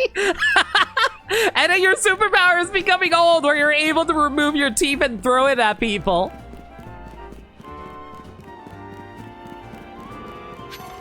That being said, though, I will say this. I do actually have a friend who works in a library, and man, I've heard freaking horror stories from them about how people really like making a big deal about like certain details that makes things really annoying for his job. So like, I'll freely admit, I kind of romance librarians a little bit, but him working in the library can be annoying.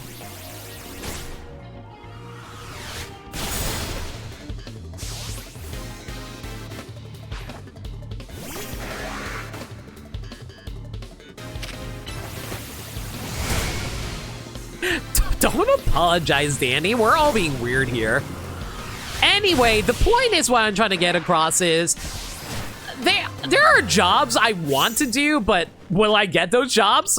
Probably not. So it's like I could probably do some job hunting, but like, I don't know. I'm just at that point in my life where it's like probably easier if I just kept on playing video games on stream and hoping I can make a breakthrough somewhere. That's actually kind of why I want to start doing edited video content for YouTube. See if I can like make some financial bank there where, oh hey, people just watch my videos and I can make money that way, so I don't like, so like I can have like content for people to watch without me actually having to stream. Because like, I'm sure you guys realize by now, the only way for me to make money is by streaming. So I actively have to take time out of my day in order to stream to make money. Whereas if I make like edited content, at the very least in regards to that, I can like get money from people just watching. Job hunting sucks real bad. You've been unemployed for a bit. Actually, maybe we should move away from this topic. I think we're getting a little too depressing. I don't want people to feel bad. Here's the thing. I wanted us to be transparent with each other and be honest and stuff like that. Well, I be transparent and honest, but like, I don't want people to feel bad about their lives because I'm complaining about my life. You know what I mean? So maybe we should move away from the job topic before people actually gets depressed. Anyway, man, how do I transition from that? See, that's the hard part, where you shut down a subject and then you have no idea what you want to do. That's the hard part of being a streamer. Actually figure out topics to talk about that you can babble about for hours. How about the weather? Soup, am I right? Man, you know what's okay, you know what? I actually have a subject in regards to that. My mom makes me so much freaking noodle soup all the damn time. And don't get me wrong, I love her for it and I appreciate it because like she helps me lose weight from doing that. But man, I have gotten so sick of eating soup because like I am so tired of most of my diet just being water. That's how you lose weight, everybody. Mostly just drinking soup water. And it gets so exhausting in terms of flavor. Which is why, like, I have to, like, order out, like, every, like, 3 weeks or so I don't just, like, freaking die from flavor deprivation. Just being like you have to be like both financially unstable and like healthy in order to just be constantly eating soup the whole time. You know that joke where people say, oh man, oh man, I have to spend a lot of money for this one game I want. Time for ice soup for the rest of the week. Joke's on you. That's actually what's happening with me. Good call not talking about jobs. Ah. Broth is so good though. It's good in increments. You can't like constantly only eat broth. That's the problem. If you're eating broth like literally every day, you get freaking sick of it.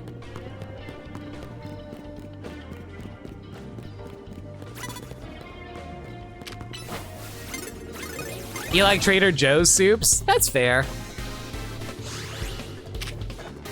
I don't know, man. I just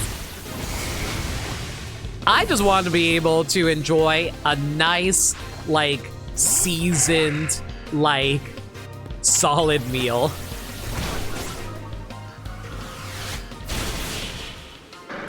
Reminds me of times where I eat was chicken broth and root beer. See, I don't even drink soda. And I'm okay with, oh, okay, I'll say this. I am perfectly okay not drinking soda. Because, like, I'll be real. Sugar water? Oh, man. It freaking rots my teeth like nobody's business. And I don't even want to deal with that. Because, like, I've seen people talk about the horror stories of dealing with their teeth and how, like, they have to get root canals and stuff like that. I would rather just drink water and milk for the rest of my life than try to drink soda ever again. The only time I drink soda is when my mom's like, oh, hey, we went to Burger King. We brought back you Sprite. And I'm like, Mom, I don't never want to drink soda. I still drink it anyway just because I don't want to waste food. That's how you know when you're a poor person. When you're given something you don't want to eat, but then you eat it anyway because you don't want to waste food.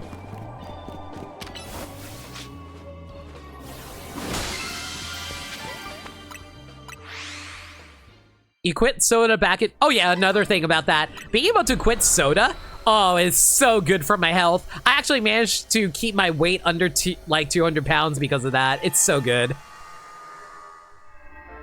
I exclusively drink water. And milk. I was born in Southish, US, where you're cursed to like sweet drinks from birth. I feel you. I'm trying to cut out back on soda pop too. It's... Don't get me wrong, I get it. Soda is very good and it tastes great. It's just like, it's just one of those things where it's like, I'd rather have a healthy body rather than have that moment of being able to enjoy soda.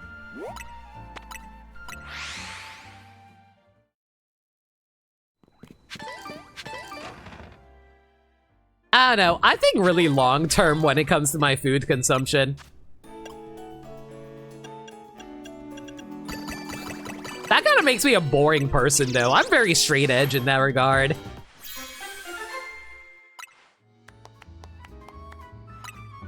I would argue I'm a little too straight edge, and that kind of makes me a boring person. I'll be real, I don't even know why. I always hear how a lot of friends I have are like some of the most like hardcore people who are able to engage in all kinds of different activities. I'm like, man, you do you. I'm happy that you're living your best life. Can't be me. I'm that boring person. I'm like that boring friend that everyone's like, it's like, oh, they don't go drinking with them because they don't drink. I'm that friend who's like, oh, hey, you want to play video games together? That's the only kind of person I am. Was that sparkling powered? Wait.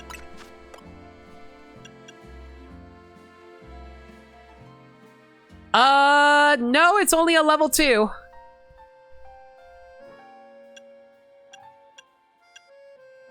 Oh, wait, this one is level 3, though. Oh, dang. Sparkling Power Psychic level 3. Okay. I guess we'll hold on to that one. Alcohol isn't that great. I just don't like alcohol in general.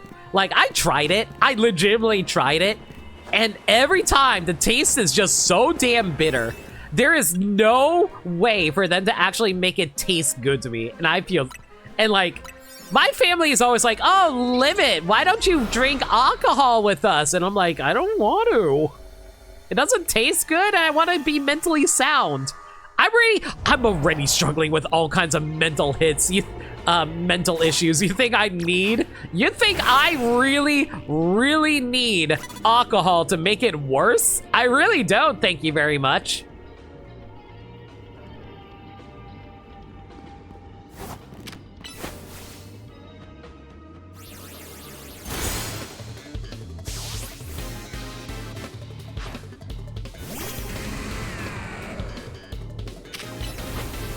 Don't you dare. Ah, mother trucker. All right.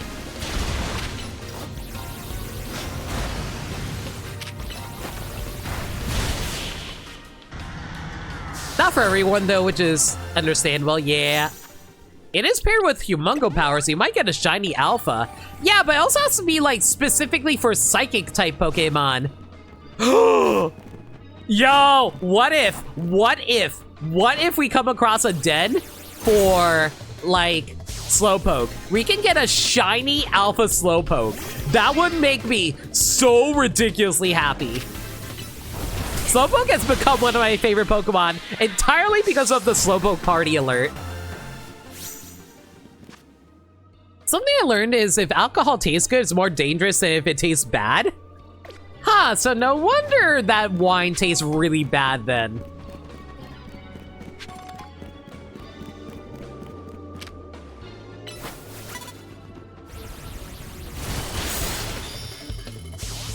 I get why people turn to alcohol and drugs, but it's a whole nother combo. Listen, we don't judge people for that. Like, people do what they gotta do, and like, I get it. It's fine.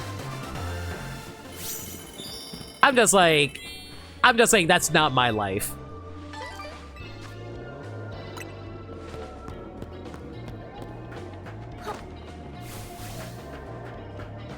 And heck, I actually encourage recreational drugs if it actually makes you happy. Again, not my life, but like, you know, do what makes you happy at the end of the day.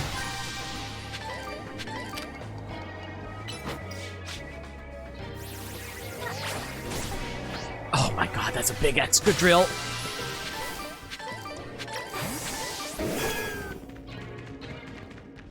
Please don't Mega Evolve the Excadrill, that'd be great. Wow, you completely whiffed that. Good job, Megady. I'm so proud of you, girl.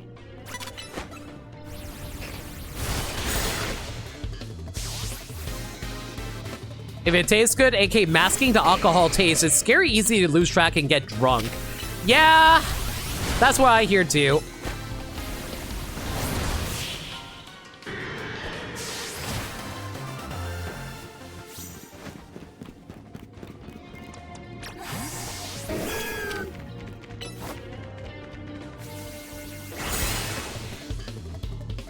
Wow, that did nothing.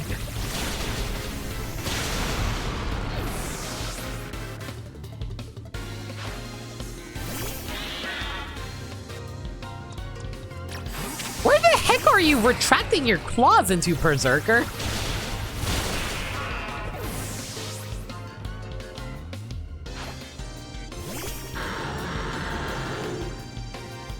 Big boy, big boy, big boy, big boy, big boy, big boy.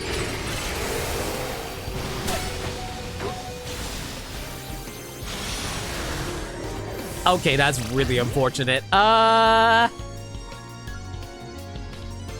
guess we can just punch it with a bird. Punch him! Punch him, Quill! On the topic of sodas and alcohol, you had a dream where there was a Dr. Pepper alcohol and you woke up disappointed. You don't know why it wouldn't even be that good. I'll be real, hot take, I don't even like Dr. Pepper. I know people who adore this stuff. Not for me. I don't know, like Dr. Pepper tastes like cold medicine. And I guess maybe that's why people like the flavor. I don't know. You're mainly a root beer guy? I don't even like root beer. I just like sugar. Like if I were to drink soda, I don't drink soda anymore because like I said, I just cannot handle that kind of flavoring anymore. But if I were to drink a soda, it has to be something like Coke. It has to be Coke soda. Or like Crystal Coke.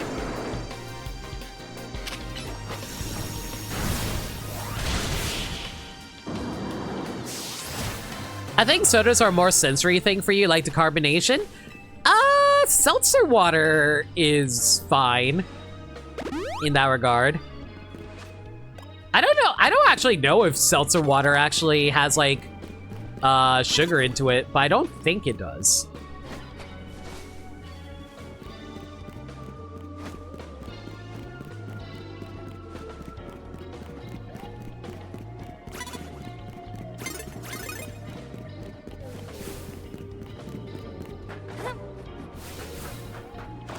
Okay, that should probably drop us over there, I think. You hate seltzers? You wish you liked them? Yeah, I'll be real. The flavor of seltzer water isn't really big for me either. I tried it before and it's just like... it just feels very bland.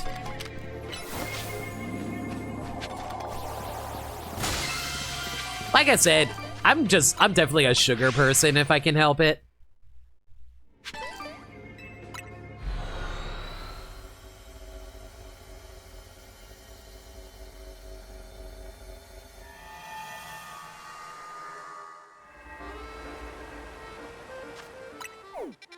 But again, like I said, I don't really drink sugar anymore, so womp womp.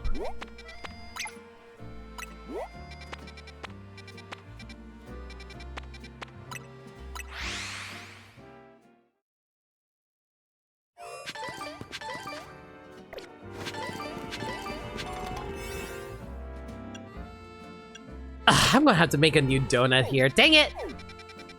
I don't want to use any of the sparkling power ones because they might actually be useful.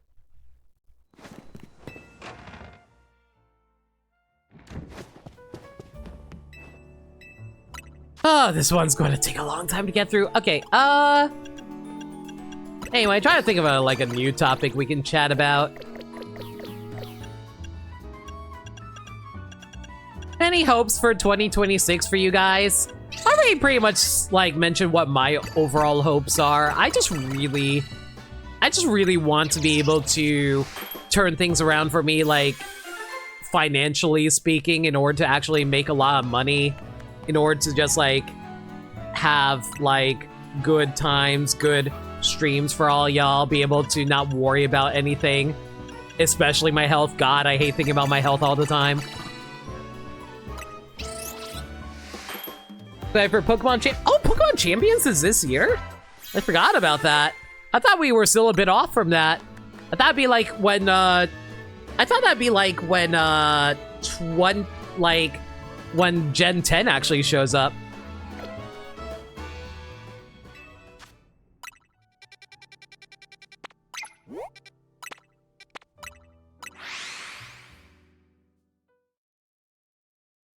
You want your apartment to be a little less shitty? In terms of cleanliness or in terms of, like, living in a different location?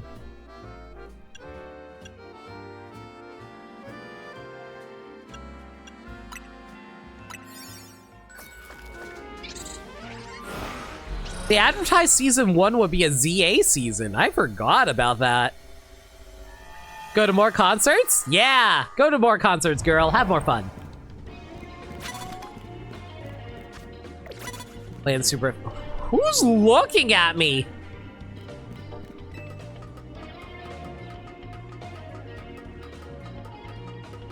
New paint job for your living room? That's not a bad idea. Oh, Blaziken.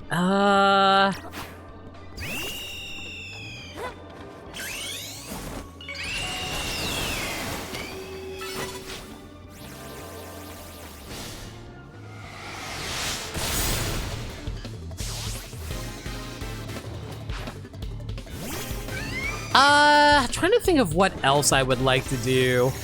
I think I would also like to be able to try to take more time for myself, because like at the moment almost everything I do is stream related, and like I mentioned it before, but like, oh my god, streaming all the time can be very exhausting. So I feel like I kind of want to be able to find time for myself to be able to just like relax. Which is ironic, because I'm someone who's also saying they want to stream more, but at the same time, I also want to stream less. I'm sure we can figure out some compromise there, right?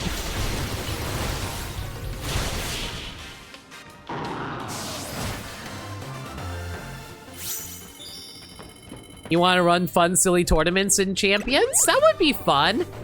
I kind of want to do something similar like that myself. It's more so about figuring out the logistics behind it and how much extra work that I want to do. But like, if you want to go for it, go for it. Do what makes you happy, bro.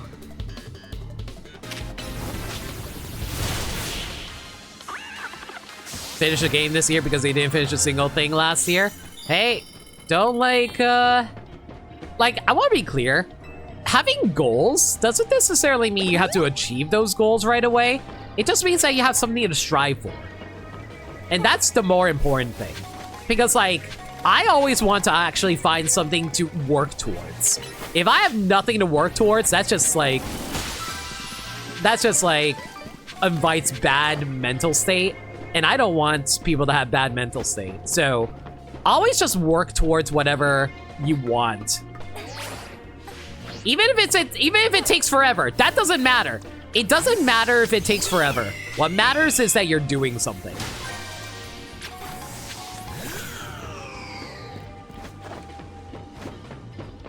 And that's basically how I'm starting to treat my streams, where like, even though I'm not making that much progress, I'm at least working towards like trying to make sure I'm trying to get like baby steps done.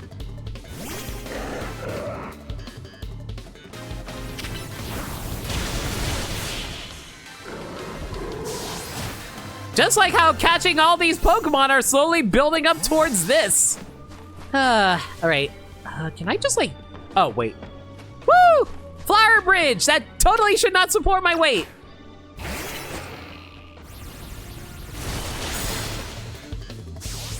You'd like to go to more restaurants? I think going to more restaurants would be nice too. I think the only issue I have with that is, like, personally speaking,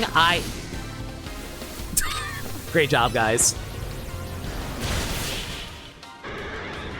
I think the only thing I have with that is that I don't really like traveling all that much, so a lot of my goals are very within my own house, which is a little boring, frankly.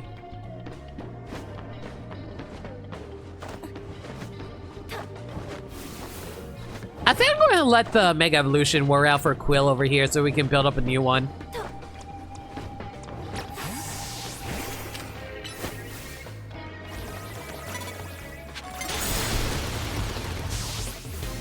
Clearly, Compromise has become a life vlogger. Oh, God. Maybe if this was back in, like, 2010, I'd be a life vlogger. But even then, like, I don't think I want to document my life. My life is really horrific off stream.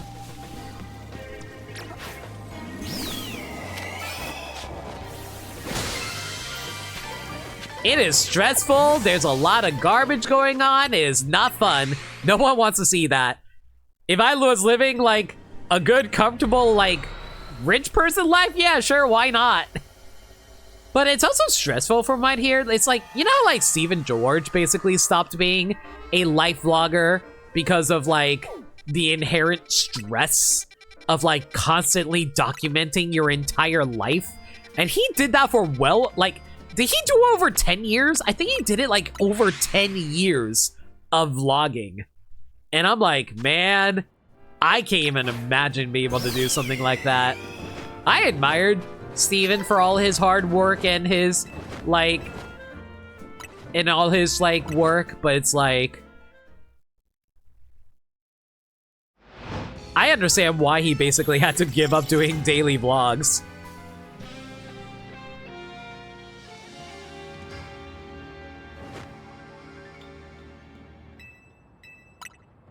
Even the stress aside, you want a hard boundary between IRL you and internet life? Yeah, same. That's basically how I feel too, but like, I want to at least hold my friends close, you know?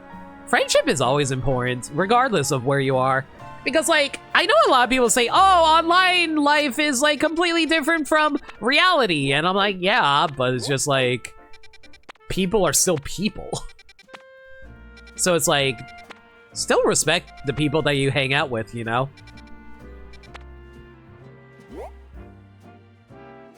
I am not going for Matang. Thank you very much.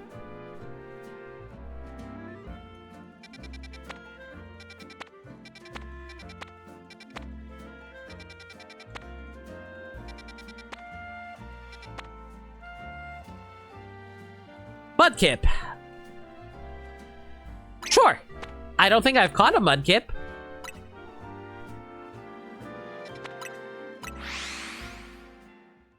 You wouldn't want people knowing where you live? I'll be real. I've been trying my best not talking about where I live because I don't want people to know where I live either. But I think most people already know where I live.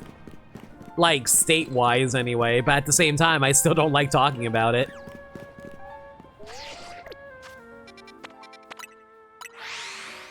And no, that's not an invitation for someone to ask in chat. But yeah, I don't know. Like, I kind of want to have more privacy in my life as well, even though I talk about a lot of my personal stuff. Like, aren't you currently at MagFest? I think there's a balance of both needs. Yeah, but also, what are you doing here? You live in the Adventurers Guild? Exactly. Now you said that last time. You're so at home. Lake, I don't know why. I keep on thinking you're at MagFest. In your PJs at 8 p.m.? Fair enough, fair enough. And what do you mean it's 8 p.m.? You live in the mountain region?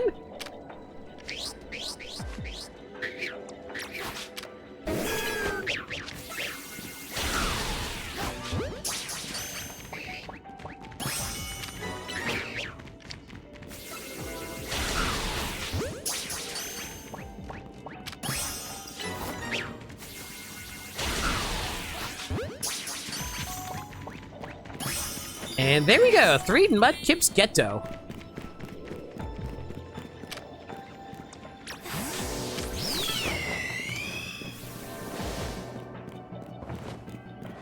Okay, you apparently cannot walk over this. Almost 9 p.m. Central? Look, you just got up from a nap? Okay, I was about to say.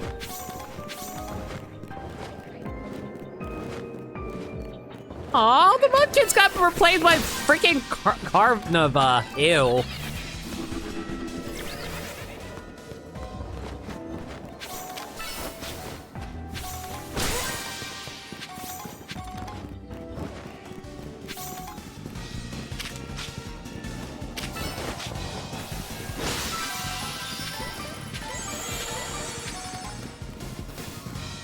Oh no, the Magikarp. I believe you mean Mudkips, but yes.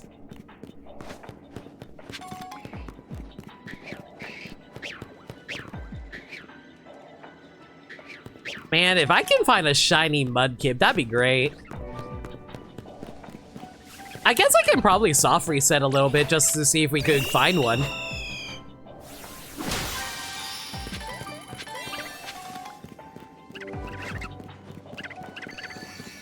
Wait, did I say Magikarp? Okay, now I'm doubting myself because I regularly say Magikarp a lot too. Oh no, I misspeak all the time. Now I'm paranoid.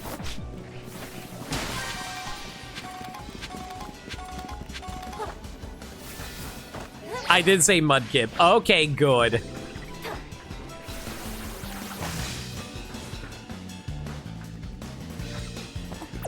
I do wish, realizing it's going to be hella weird seeing people at Pokemon VGC events complete on their phones instead of just Switches. That's going to be weird, but I get you. I feel like there will be people who still play on Switch though, so that's going to be less weird, ideally. Okay, there has to be a way to get up here, right? I'm not crazy, right?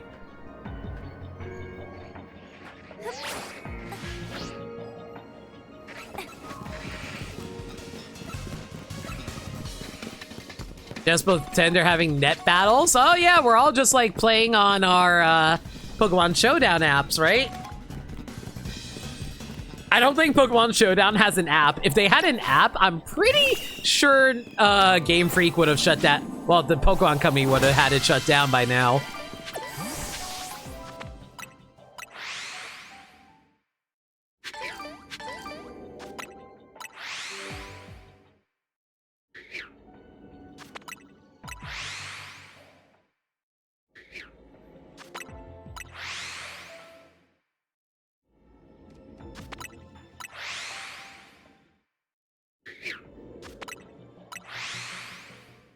I'm gonna do like 30 cycles of this to see if we get a shiny Mudkip. 2, 3, 4.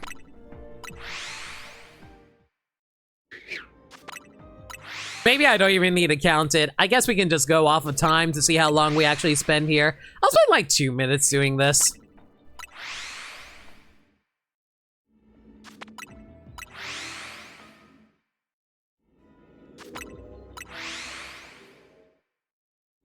I think a shiny Mudkip is pink, right?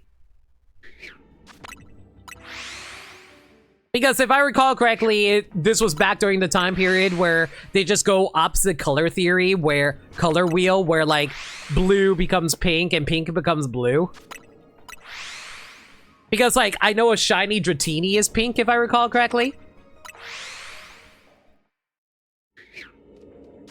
Or am I thinking of green? Because I know like Espeon becomes green for some reason when it's shiny, which is really freaking ugly.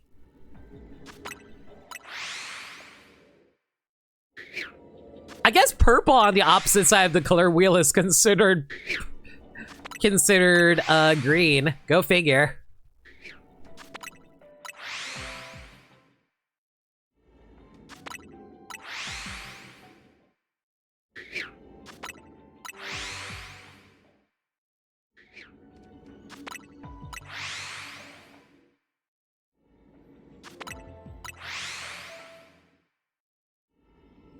And this is probably why people suggested doing this when you have the shiny charm and a donut for this.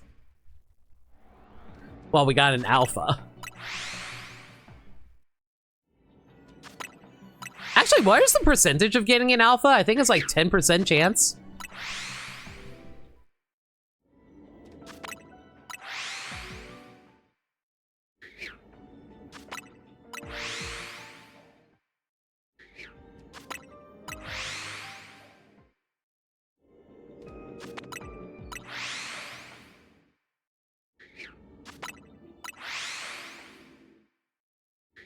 All right, we're out of here. Sorry, Mudkips. Unless you were born with, like, pink melanin, I don't really care.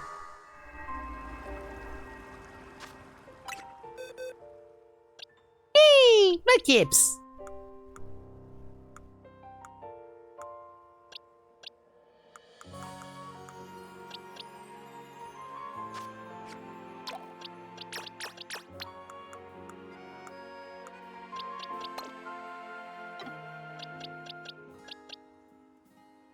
All right.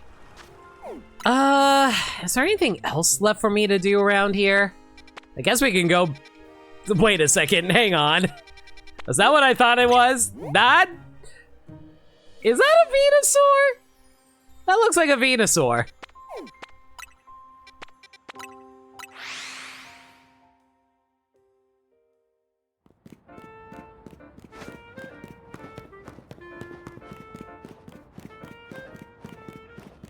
How do people feel about Venusaur as a Pokemon out of curiosity?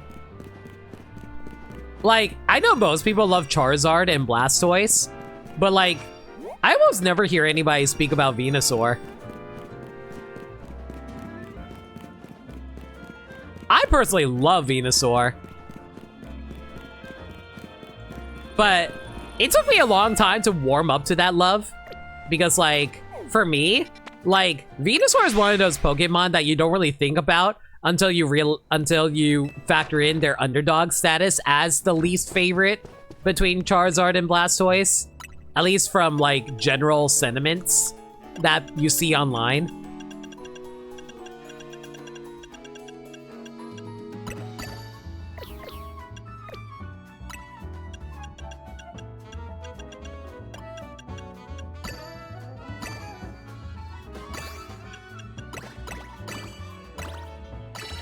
Here we go.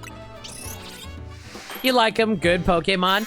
Venu overshadowed by everything, even the devs. It's sad. Well, that's not true. I feel like Venusaur is still good in regards to like, in regards to his abilities. I would argue it's probably more useful than Charizard with thick fat.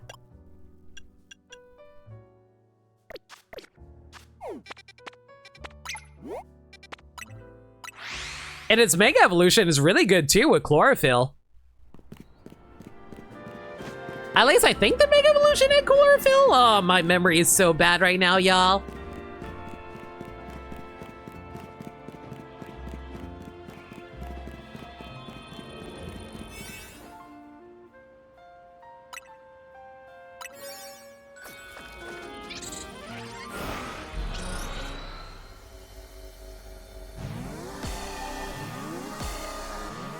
Okay, so I don't think I've ever fought Mega Venusaur before.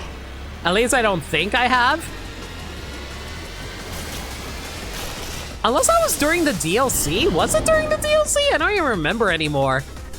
You got to fight Mega Charizard X during the main story, but Mega Venusaur got relegated to this.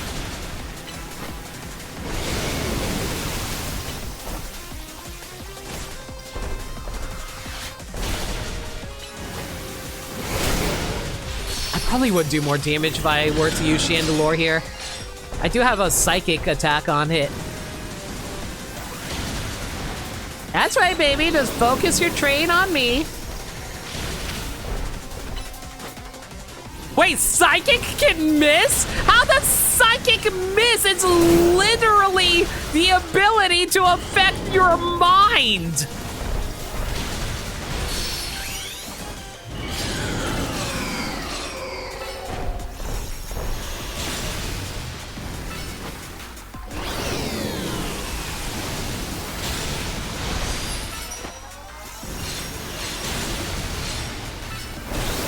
Man, the fact that Psychic is considered a projectile is weird.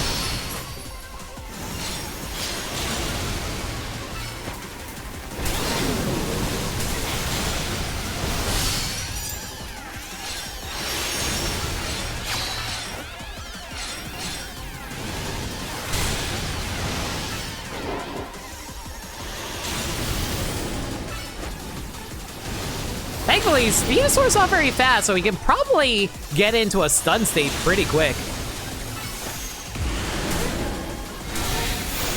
You know, as it absorbs all our HP, that's fun too.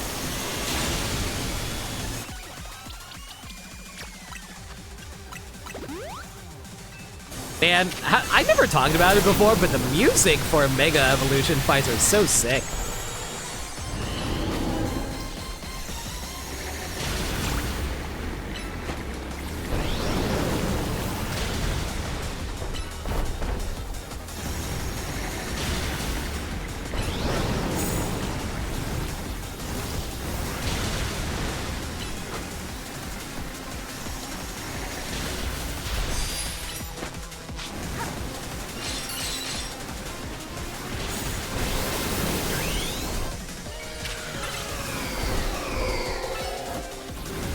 He's actually a base game fight? I don't remember him being a base game fight. But fair enough.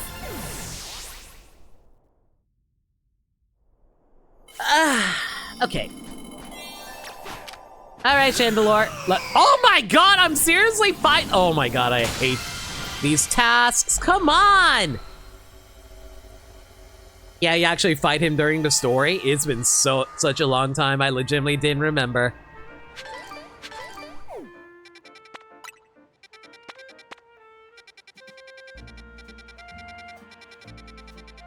Well, I guess we should hopefully get enough if we just do this one level 2 area, hopefully. Oh wait, did I just pick up a love ball? I didn't realize fighting the Mega Evolved Pokemon also gives you, like, Kurt balls. Okay, am I weird in saying it's weird to call them Kurt balls? I know they're Kurt balls because they're made by Kurt in Gen 2. But at the same time, it's like one of those things where it's like, man, I don't even, like, I more so remember them as being, like, Jetonian Pokeballs than anything. And Kurt Balls just sounds weird.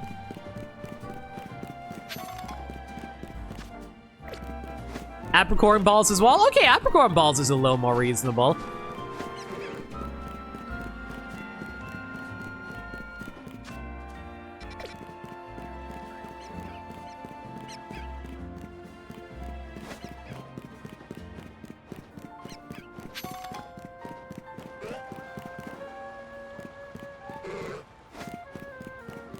You never heard people call them that? I've heard so many people call them Kurt Balls.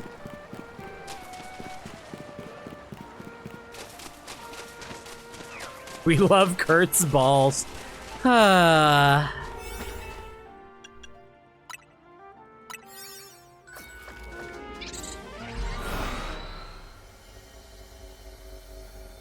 We what? Don't worry about it, Danny. Don't worry about it.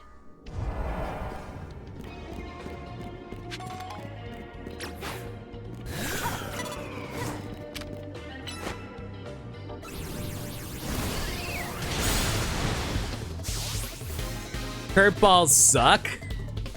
I mean, I don't necessarily agree with that. Like, I feel like they're not as widely used as the other Pokeballs. I agree with that. And some of them are very limited in regards to stuff like the Moon Ball and stuff like that. I don't know. Hang on. Let me actually look at the Pokeballs. Okay, Fastball. Catches Pokemon that are very quick to run away. So it only works on, like, what's it called?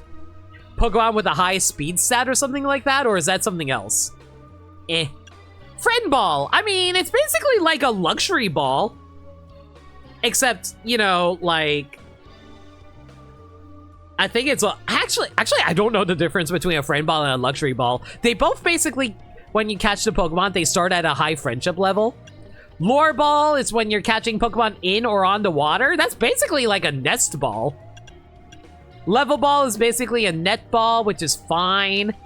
Heavy Ball, I forget how heavy they have to be. Love Ball is actually probably the most useful of all the Pokeballs because you can basically catch anything that's opposite gender. That's really good. Moon Ball, it again depends. And Dream Ball that are really good apparently when they're sleepy. I didn't realize that's what a Dream Ball did outside of the dream world.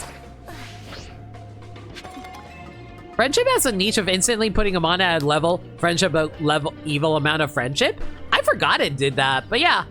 So it's already better than the Luxury Ball in that regard. So yeah, Kurt balls aren't that bad. Gen 2 Moon Ball's base catches Pokemon that evolve from Burn Heal. Yo, that's amazing. I'm sure it'll be helpful when it's evolving a Fire-type Pokemon, right?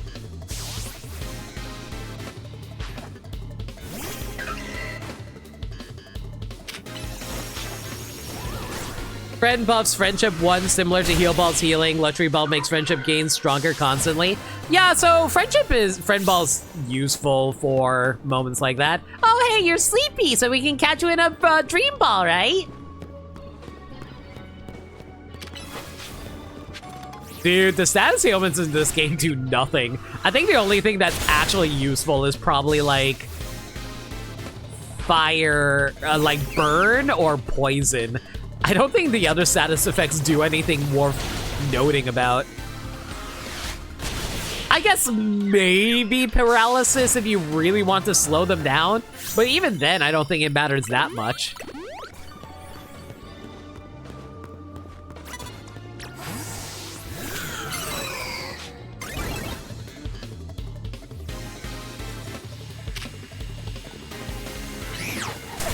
You know what's funny? Wasn't the the Love Ball in Gen 2 like, oh, if they're the same gender as the Pokemon you send out? So wasn't it technically a gay ball? I mean, it's still love. It can be a gay love ball, but I'm just saying it's still a gay love ball.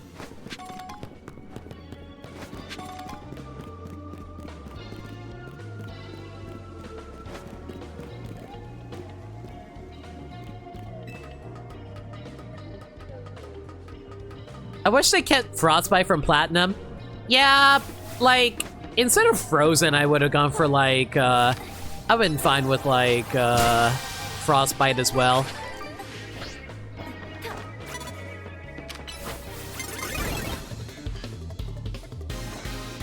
The concept of the phrase gay balls is making me laugh way harder than it should.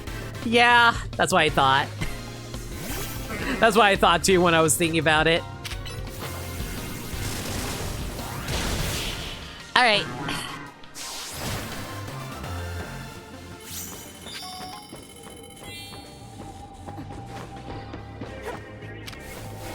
Man, how much content is left in this game? We've been streaming for like 2.5 hours and we're almost at our goal. Just need a little bit more. Yeah, that should be enough actually.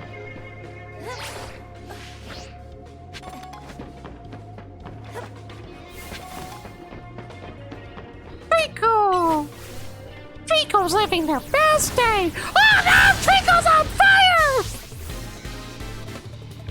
Trico's going back in their home. Hey, who messed with my friend? Did you attack my friend? Here, take these leaves and be gone. Oh god, I'm on fire too! And that's how Bulbasaur and Trico lost their way. But it's okay. The Chandelure that attacked them will continue living their best life as Trico and Bulbasaur are never seen again. Oh, never mind. Chandelure's about to get punched in the face by a giant Pokemon. But it's okay. The giant Pokemon is too afraid to walk across a bridge.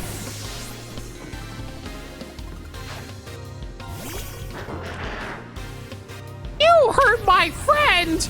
I will hurt you! Haha! You think I don't know how to avoid fire attacks? I'm not like, oh, never mind, you have other moves too, frick. Oh, hey. Omnis Wind actually raised up all our stats. Nice.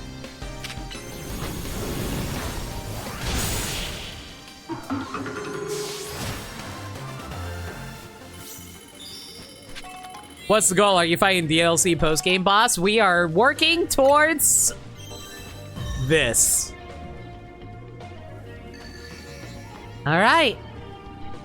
Now all we gotta do is take this over and go fight whatever the boss is. After I find the golden Pokeball, because I'm probably gonna need it.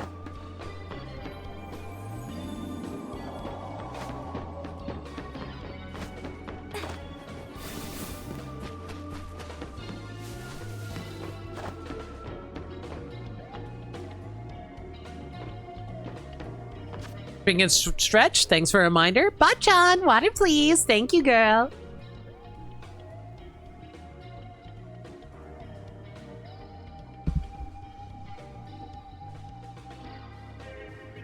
Not before self-care? Yeah, thank you. Appreciate it. Okay. Now then, where were we? I gotta refill my water in a little bit. Running a little low for my liking. What the hell? Sir, we're like a whole building apart. Can you like do this some other time? Fine. Your little bidoo's on fire. I hope you're proud of yourself. We could have just been casual friends, but no. You had to paralyze my Raven too?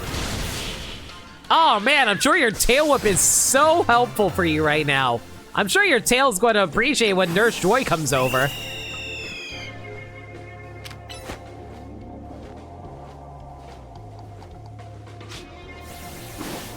Will, you're a bird.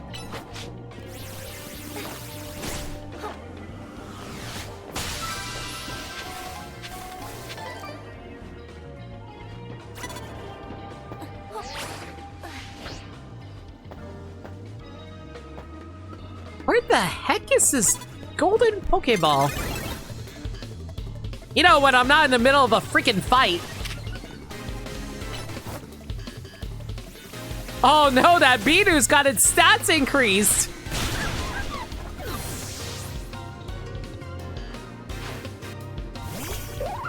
Oh, watch out, guys. They have a starter. We've seen how Ash's starters work. They are strong lads. They were just having a bad day.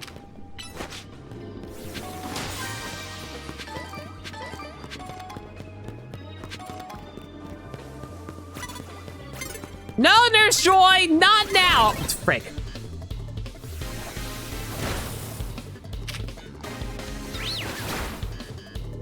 Bro, I just want to leave and grab my golden Pokeball. You mind?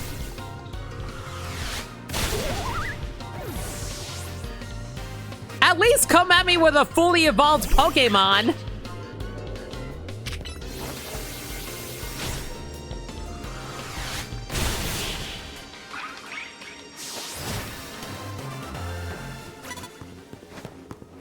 Now, leave me alone while I casually...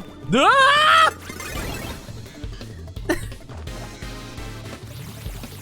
I swear, some people these days, they can't take a hit. How many times we have to teach you this lesson, old man? You love the youth, freak.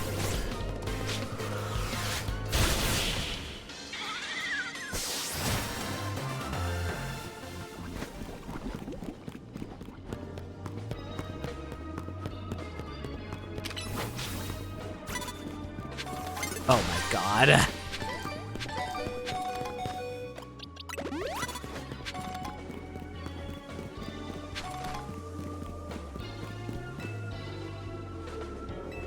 I guess I'll take your parries because I don't think we're going to find the golden Pokeball at this rate if the clock keeps on ticking down this fast.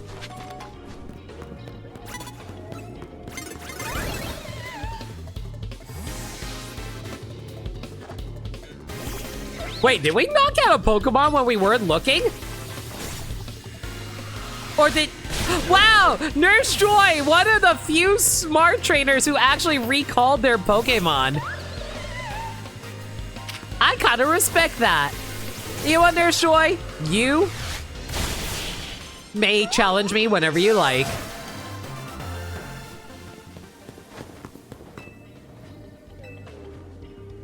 Well, she also gives you a free heal. Not that I really need it. Okay.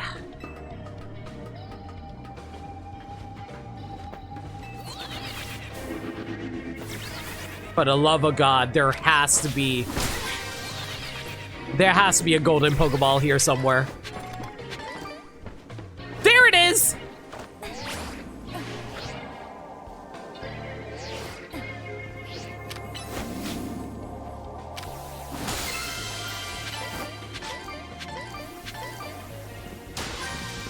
Chat, we can finally leave and try to hunt after the last boss.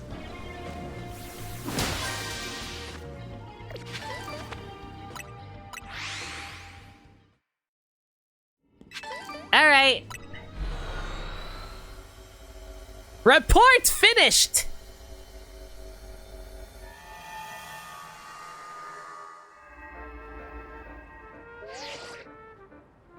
Fine work out there. You've accumulated enough data for us to learn all we needed. We now have a recipe for a donut that will allow you to find Rayquaza in Hyperspace Lumiose. We must also have one more thing to give you. Please meet us at Hotel Z when you can. I swear to God, we better have enough donut material for this.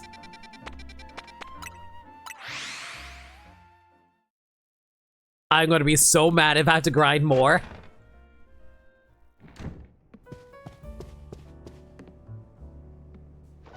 At last, we'll have the recipe! I'll be able to make a donut that'll lead the way to Rayquaza! Do we have to wait for Mr. Kerbal? Couldn't we go to Red Syndicate and ask them to tell us what we need to know? Aw, she's so excited. Settle Anne down, Angel. Let's be patient. Though, hang on. Kerbal, is he coming? Philippe's the only one who usually shows. What are you talking about? Corbo's come here before. Oh, am I not welcome? Hello, Lena and Ansha. Perfecting this recipe took the sweat and toil of the entire Rust Syndicate. Please listen closely. To craft a donut properly, its flavor scores must meet or exceed the following values. And I'm gonna write this down really quick.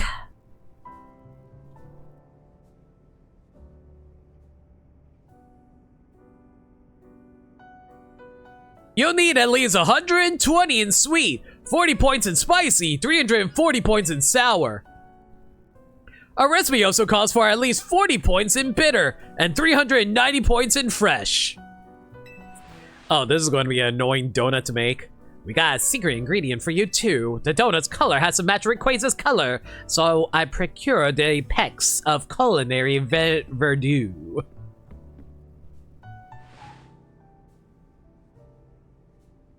Arbolivia oil. You obtained the bottle of Arbolivia oil. This oil produced by Paldea's Arbolivia is said to be so delicious you'll feel as if you've gone to heaven after tasting it. How Corbo got some is best left a mystery. Do you just use oil in the bedroom? Wait, we're using it just because it's green? Sure, no sense making things complicated. The Arbolovia oil will make your donuts so tasty the experience will be, well, out of this world. So this is finally it, eh? Ancha's story is about to reach its grand finale.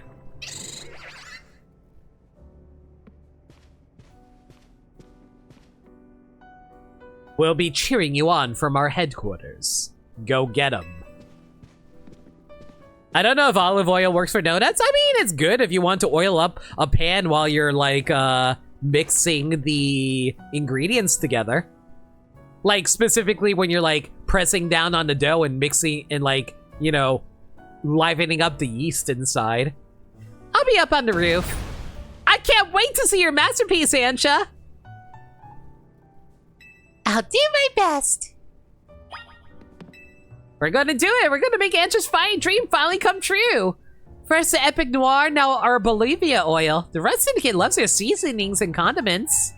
Ansha's dream is within our grasp. Can I just say, the amount of lamp shading involved for this is really funny. Let's try the Delta recipe. Okay, let's do this. We're gonna need a lot of fresh and sour. So anything that can give me a lot of fresh and sour, basically this.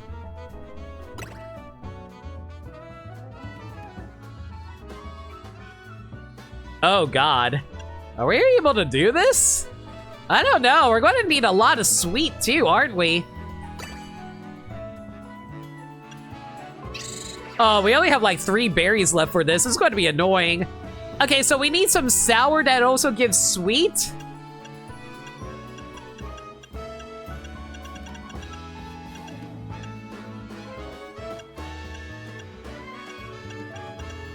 Do I have anything that can do that? I guess that works. And now we just need something that can give us spicy, bitter, and sour.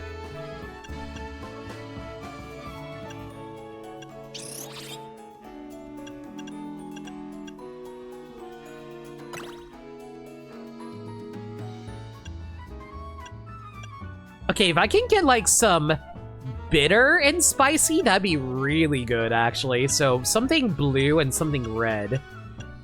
A little blue, a little red.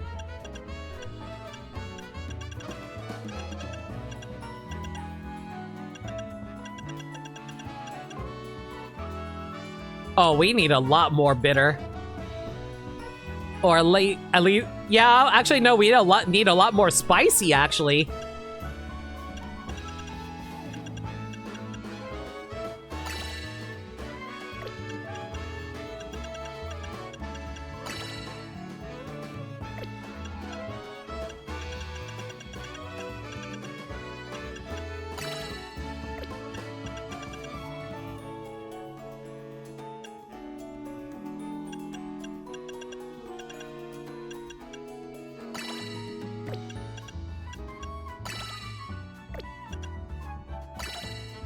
There we go! Nailed it!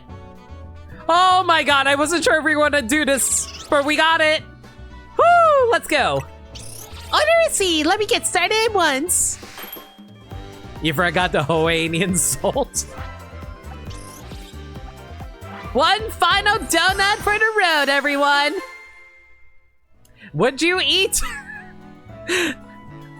this jelly donut?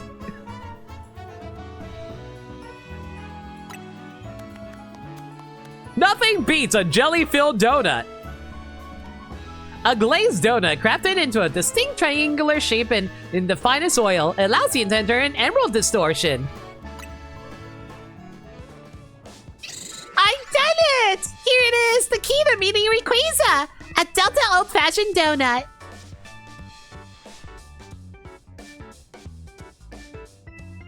Wow, Ansha, when I first met you, I never would have guessed we'd end up all the way here. Hey, Raven, we just finished making a donut. We're about to fight a boss. And now Karina's waiting on the roof to go face your final challenge. You started us off on this legendary story, Ansha. Time for you to get your happy ending. Thank you, and Lena too. I know you 3 can do it.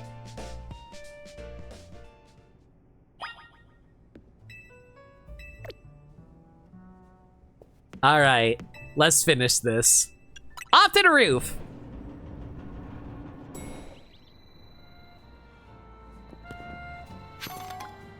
Why was there an EXP candy here? It's finally time! Antra's counting on us. Time to leap into Hyperspace Lumios and find Rayquaza. Let's go. 1 Delta old-fashioned donut. We're gonna battle Mega Rayquaza, catch it, and make Antra's dream come true.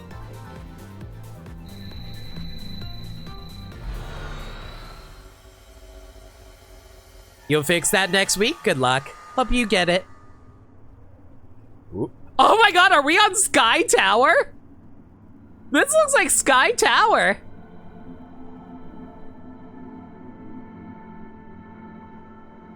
Oh, sorry, Sky Pillar. This is the Sky Pillar, right? I guess this space is taking the shape of a place related to Antra's story. I'm gonna get to meet and battle the very first Pokemon that ever Mega Evolved. This isn't just Ansha's dream that's coming true. Mine is too.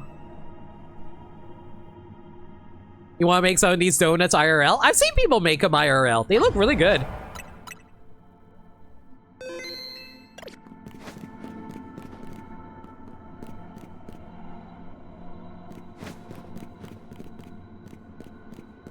Yeah.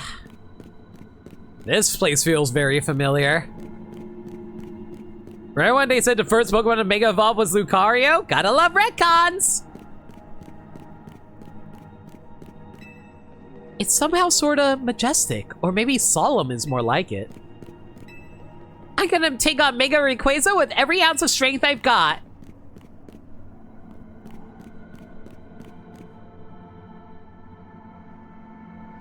Pokemon retcons all the time, don't think about it too hard. It's like how African elephants got turned into Caparaja.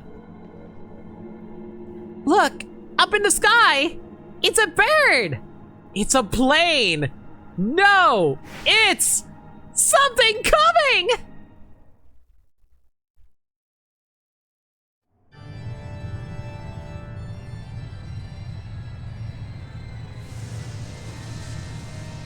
He's also coming from space because he lives in the atmosphere. Rayquaza appeared. Dragon flying type. Okay. Well, I mean, we should be okay. Just gotta keep on spamming that dazzling gleam on it.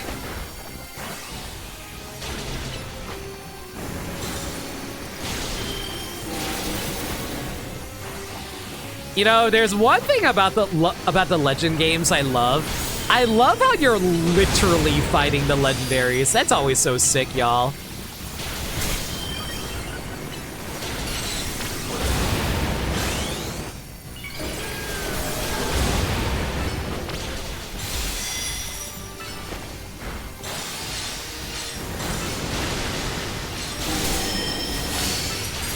Ooh, nice stun.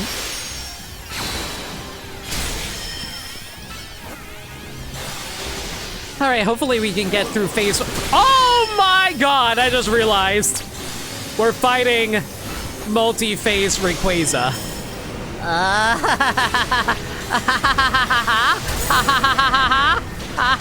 Why are you drunk? Oh my god. Oh my god. Oh my god. The Draco Meteors are being so rude right now as they're dragging me into the tornadoes. Yeah, the tornadoes are literally dragging me in. Oh my god, that was a crazy attack. It hasn't even Mega Evolved yet, and that almost killed me. Oh my god.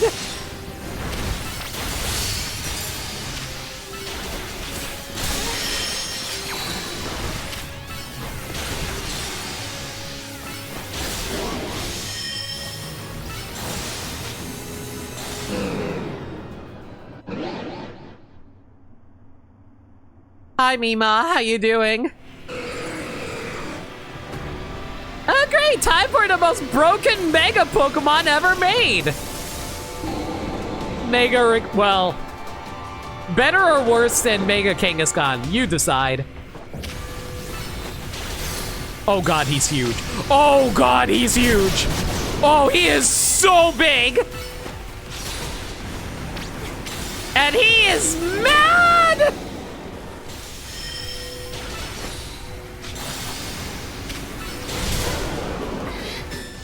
Oh. Oh.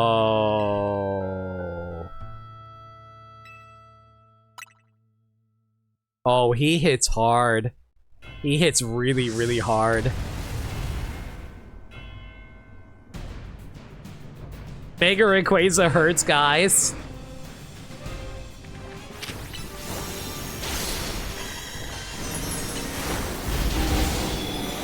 He knows like freaking Dragon Claw. Dragon. I don't even know what that is. That looked like a roar.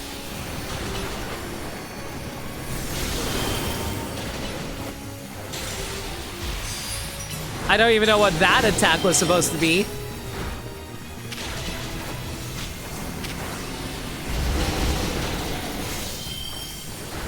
He beat him first try?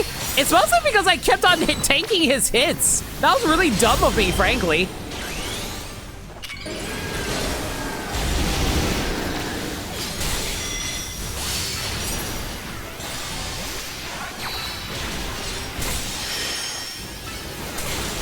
I need to actually avoid his attacks.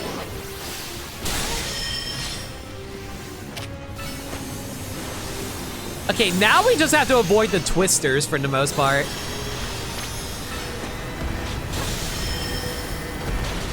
I see your balls trying to land on me. It's rude.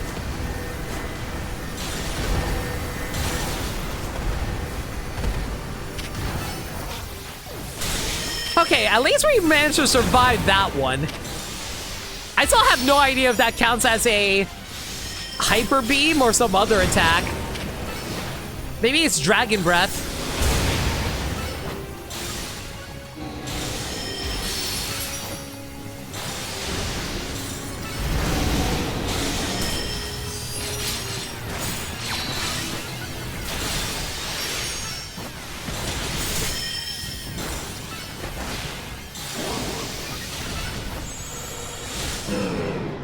Okay, now phase 2.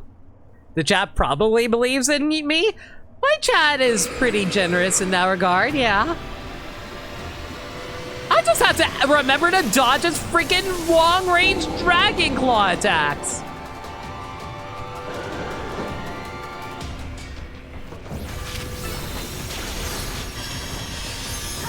Please stop chasing me. Oh my god, that attack is so big.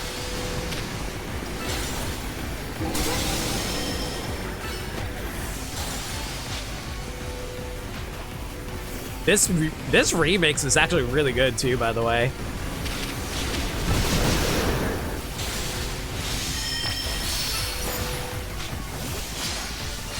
What are you doing? Are you about to do a Dragon Rush? Nope, that's like the not Hyper Beam. What are you doing? Okay, glad we were able to avoid that at least. Didn't avoid that one. Yeah, all his attacks are extremely dangerous now. That's scary. Oh, God!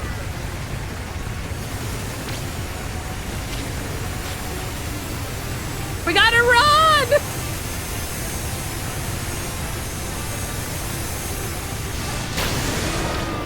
Oh my god, we managed to avoid the attack, but it killed Meganium!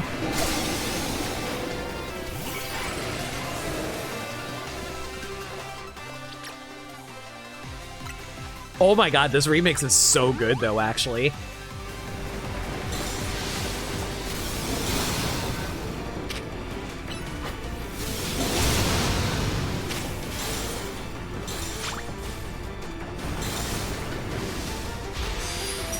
You know, I'm amazed that we're surviving this right now, considering how... Yeah, that! Hits like a truck!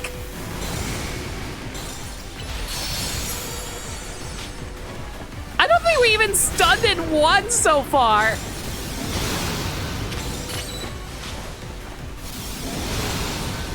I'm actively trying to avoid the freaking hyper beams!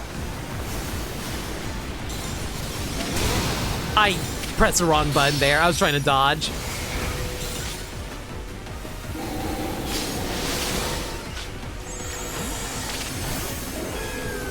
Oh boy. Oh great, I see they brought back the tornadoes as I'm trying to run away from being hit by freaking meteors. Awesome.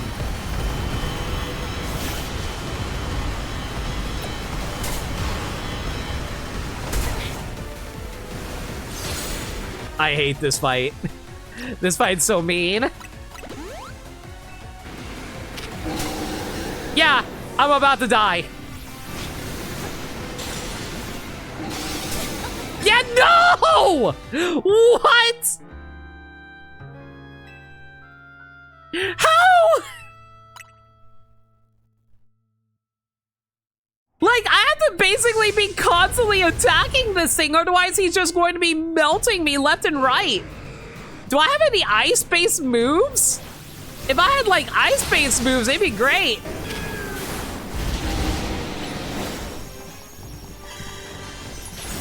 Okay, I think we're going to have to rethink this situation here. Because I think the only solution I can think of is just, like, I have to predict his attacks, essentially. Like, whenever he goes to the corner like that, I basically have to immediately go for a dodge roll. And when he gets close like that, he's probably going to start swinging his claws or doing that roar attack. I can't stand close to him whatsoever. I have to stay as far back as we can. I can't even grab the mega items over there. Otherwise, he's going to blast me in the face. Or he can go for my Meganium. That works too.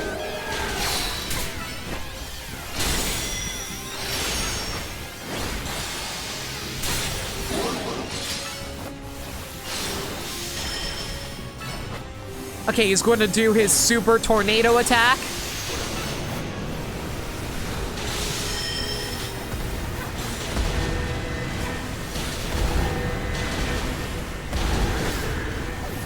I basically have to be dodging the whole time here or I'm going to get hit by the meteors. I assume these are probably Draco meteors if I were to take a wild guess. This thing has more than 4 moves. That's not fair.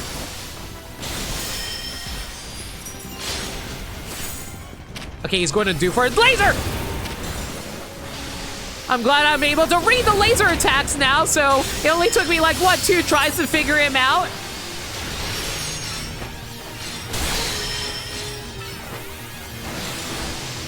But that's only the first phase. The second phase is the real hard part.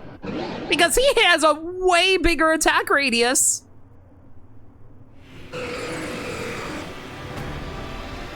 I basically have to keep spamming into him and hope he dies sooner.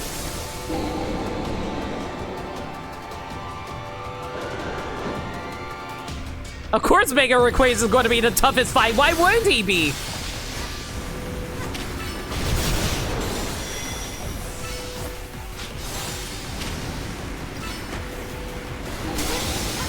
Oh my god, the range on the roar is so hard to dodge. I have no idea how we're supposed to avoid it.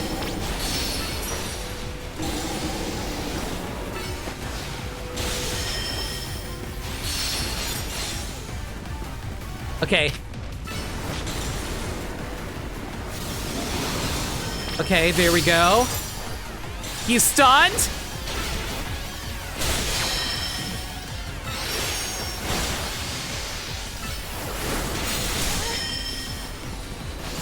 Oh, there goes our Mega Evolution. Ah, crap. Here comes a tornado attack. Why don't we just beat up on him until he lets go? Oh, we can break the tornado! But he one-shots all our Pokemon? Jeez!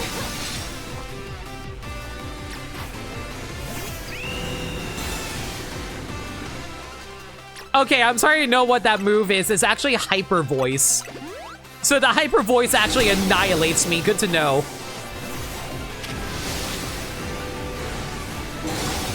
Okay, I was able to dodge that. That was really good, actually, and really lucky. I think it's the Hyper Beams. No, it's Outrage. Oh, never mind. That's not Dragon Claw. That's Outrage. Laser. Oh my god, I think we, like, invincibility framed through that! That was so lucky! I am amazed how we're living through all of this right now. That's crazy. Okay, I think we mostly got this in the bag as long as we keep putting out as much damage as we can. He's about to do the tornado attack where we have to destroy the tornado.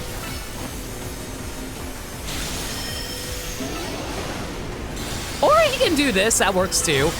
What if I just stun him? Never mind, I'm gonna take a freaking meteor to the face if I don't. I'm not even gonna bother attacking. I'm just gonna dodge until this attack's over.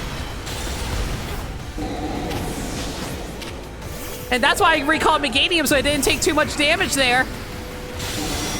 Oh, good dodge on the Hyper Voice.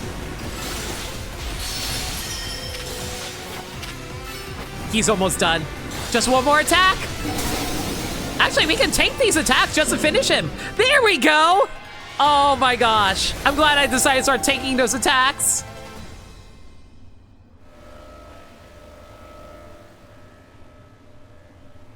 It's time to catch Rayquaza. Oh my god.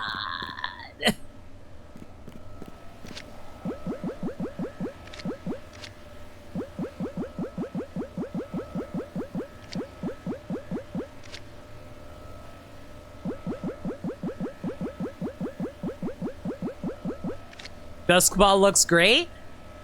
Yeah, but so does the Friend Ball. Time to put you into soup. We're making dragon soup. And besides, we need this to be a friend with Ansha. So we have to give him high friendship. Green Danger Noodle? Yeah, so we gotta make it a friend. Even the red, like, the red aspects of the Friend Ball also looks good with the red coloring on Rayquaza. You're gonna become friends with a 5-year-old. Hey, Kojin. Hope you're doing well, buddy. Whew. I died 3 times to this thing, Kojin.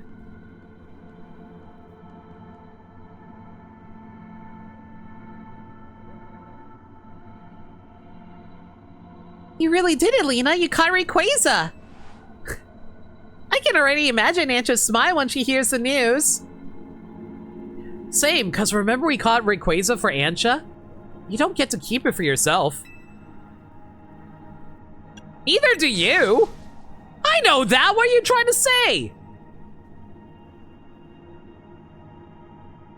I gotta tease Urbane. Come on, let's head back to Hotel Z. This is the moment Ansha's been waiting for. How much you want to bet she's going to be all like, oh, I don't need it. You can keep it for yourself.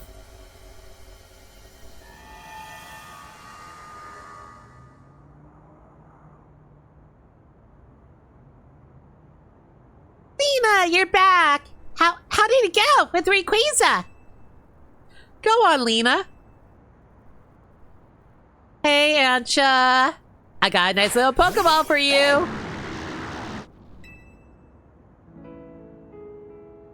Goodness! Hello, Rayquaza. What an honor is it to stand before such a fine Pokemon.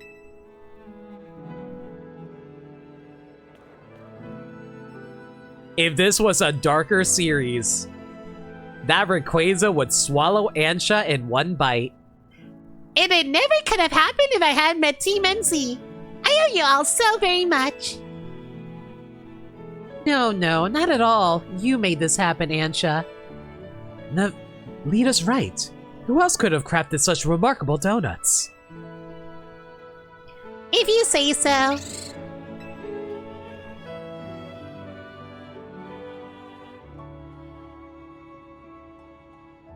How the heck are we supposed to feed this thing? What's the matter? Naveen should give Hoopa credits too. Donuts are useless without them. True. It's nothing really. I just feel a small pang when I realize that once I give Rayquaza to my dear mama, it'll be time to hang up my apron as your donut chef. Why would you have to stop? But... As long as Hyperspace Lumiose is still around, we'll still want to keep exploring it. And we'd never keep you from seeing your mom, but didn't you say she'd be busy at a shoot for a while longer? In short, please keep Ansha's donuts open for us. We'll also ignore the fact that a fabric of reality keeps on tearing open every time we go inside of those things, but it's fine. I don't know what to say. You know, Ansha, I've been thinking, and I got a question for you. Why'd you want to give Rayquaza to your mom again? I thought that a mighty Pokemon would be a fitting gift for my mighty mama. That's a wonderful thought for a present, but what would happen after you gave it to her? Well, I'd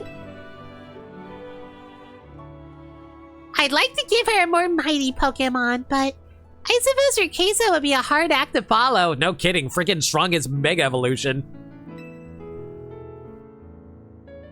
And I mean, I'm not as excited to seek them out as I was to meet Rayquaza.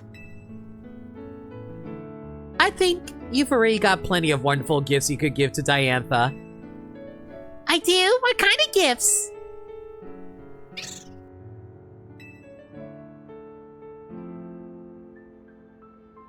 Stories of what you've done. Give your mom Arceus, Ancha. Oh, wait until Gen 10? My stories? That's right. Think about it. There are people in Pokemon you've never met, even if you live in the same city at the same time. But we managed to meet, and we did something amazing together. That's all true. But are you sure dear Mama would be happy with my story as a gift? How could she not love that? Diantha would love that. If I were in her shoes, I'd be straight up crying tears of joy. Either that or freaked out that my child has been going into an alternate dimension with terrifying monsters. All I know is I'm thrilled when my little sister shares her stories with... You have a little sister? Well, I very much would like Mama to know about everything I've done here in Lumios. But I hate to worry her by letting her know I've been slipping out of Hotel Riches Me. Oh, that. Don't worry. Diantha knows. She what? According to Jacinth, yup. Oh, well then, I suppose I can rest easy. Pardon me for leaving you out of the conversation, my dear Rayquaza. On my journey to find you, I've met such lovely people and done such exciting things. And I can't wait to tell my dear Mama all about it. It's all thanks to you, really. One day, I'll become a Pokemon trainer, and I'll present you to Mama myself. Until then, would you please look after dear Rayquaza for me, Lena? Well, frick, now we have to actually keep this thing so she can use it again. Sure. Well, ignore the fact we're probably going to put it into Pokemon Home. Thank you ever so much. The greatest gift. Love and friendship. Ancha in a few years long after you sent it to home. You did what? Actually, it'd be really funny if years down the line, when we get to a later generation and Ancha's all grown up and she challenges you a battle, and one of her signature Pokemon is a Rayquaza. I'll be your coach, Ancha. I can train you up and you can pay me in donuts. Deal? Deal.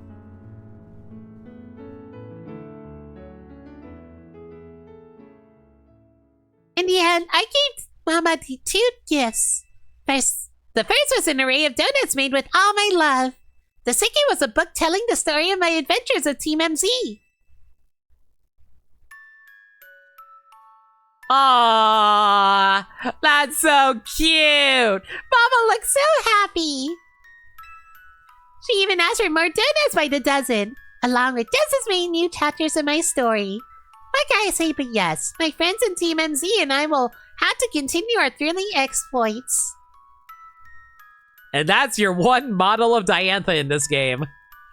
But for now, this concludes the story of how I, Ancha, came to meet and find Rayquaza. I'm sure we'll live happily ever after, with plenty more stories to come. This was cute. I want to have kids. If I was actually financially responsible.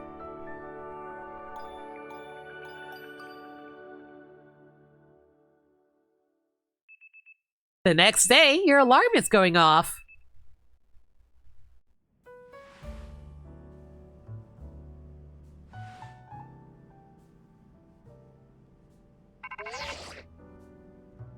Morning, sunshine. Prepare to be astounded, kid. We got a special new system we want you to take for a spin. Come by my office and I'll tell you all about it. See you soon. Oh god, there's a new side mission. What is this? Ugh.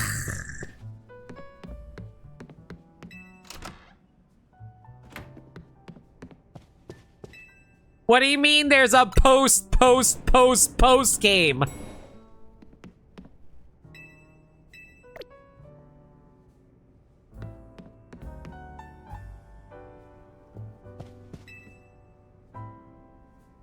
Hey, I was tidying up AZ's room and found something interesting.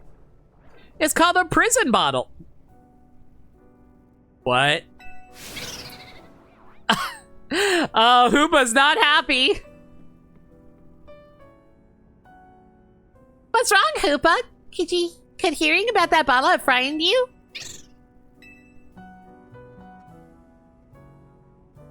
I wonder what could be the matter. Hey, emergency! This word distortion suddenly appeared. There's some bizarro energy pouring out of it. It doesn't seem to be connected to Rogue Mega Evolution, but still, whatever's at the center of that power makes my hair stand on end. The center? There's something deep inside the distortion, right where the energy readings are strongest, and it looks like Hoopa. So yeah, you better get on this. Get surveying. Oh god, we also get Hoopa in this game? What in the world is going on? Excuse me, Airbate Lena. I have a feeling that whatever Hoopa is so afraid of is somehow related to that strange distortion. And Hoopa seems uneasy at the mere mention of another Hoopa. Yeah, I bet it is. Oh, is it gonna turn out it's like a Hoopa bully? Kinda like the Koraidon or Miraidon bully? Since it affects Hoopa, let's consider this request as coming from Ansha. My gut tells me you should hold on to this prison bottle just in case, and my gut is right about 1/5 of the time. I don't trust your gut. Prison bottle. A bottle believed to have been used to seal away the power of a certain Pokemon long, long ago. Perhaps you should get your gut checked. I'd say you better go and scope out that distortion. Hopefully that'll help put Hoopa at least at ease at least. Why is Sandra so sassy? I love her. Well, that's something to worry about later. Drat, did I leave it back at home? Ah, Lena, would you mind if I asked you for a favor? On second thought, Ansha might be the person I need.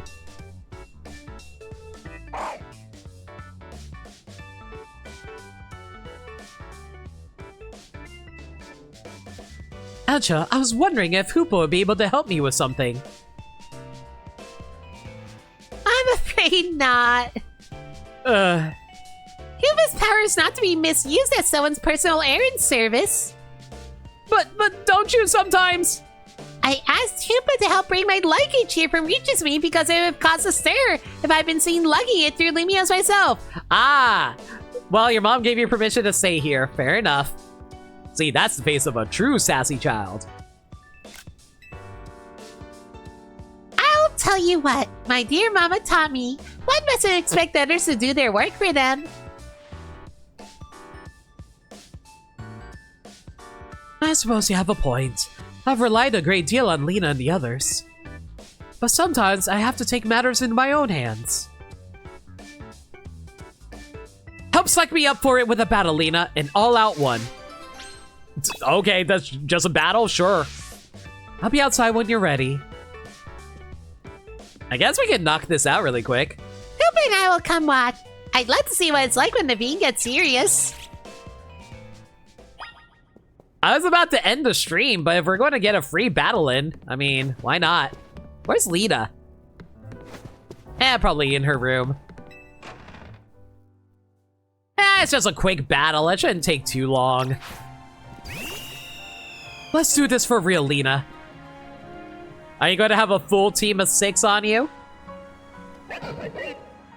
It's time for me to test my own mettle against one of the strongest trainers in Lumios.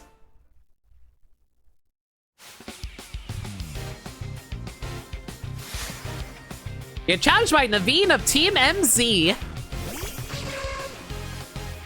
Aren't you, Lena? I'm talking about Naveen.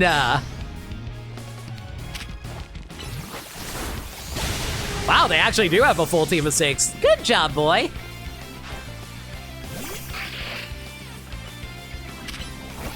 And they're actually level 90. I'm so proud of you. Ooh, a Toxtricity. That's a good one. They did him so dirty in the TCG, though. What did he do in the TCG to him?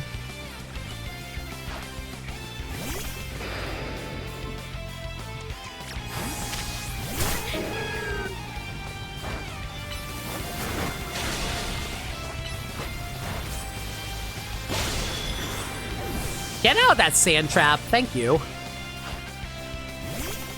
Ooh, Aegis Slash. Hello.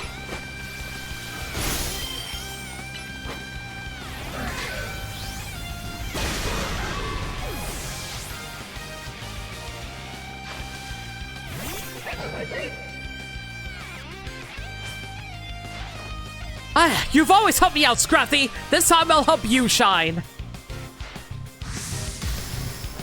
A Sword card reads as follows. Draw cards until you have 5 cards in hand. Before you draw, you may discard as many cards as you like from your hand. Oh, that's rude. Alright, well, if you're going to Mega Evolve, I'll Mega Evolve. We'll also ignore the fact that I'm a fairy type and super effective against both your typing. Sorry, Scrafto. You're a force to be reckoned with as ever.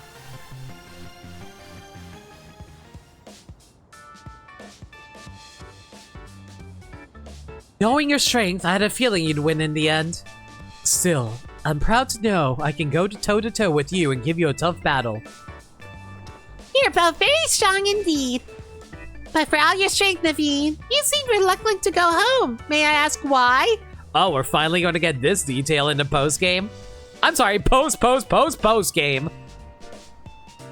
As happy as I am to see my sister, I would really prefer not to get another earful from my grandma.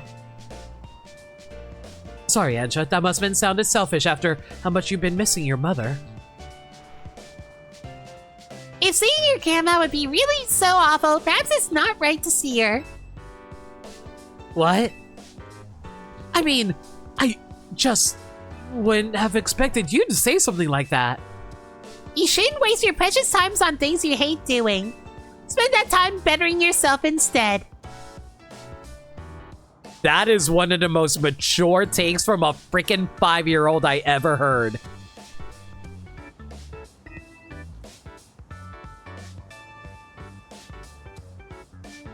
Yeah, by Pokemon standards, that's really not good. Pokemon has cards with draw 7 and make your opponent shuffle their hand into their deck and draw 1 card on cards. Yep.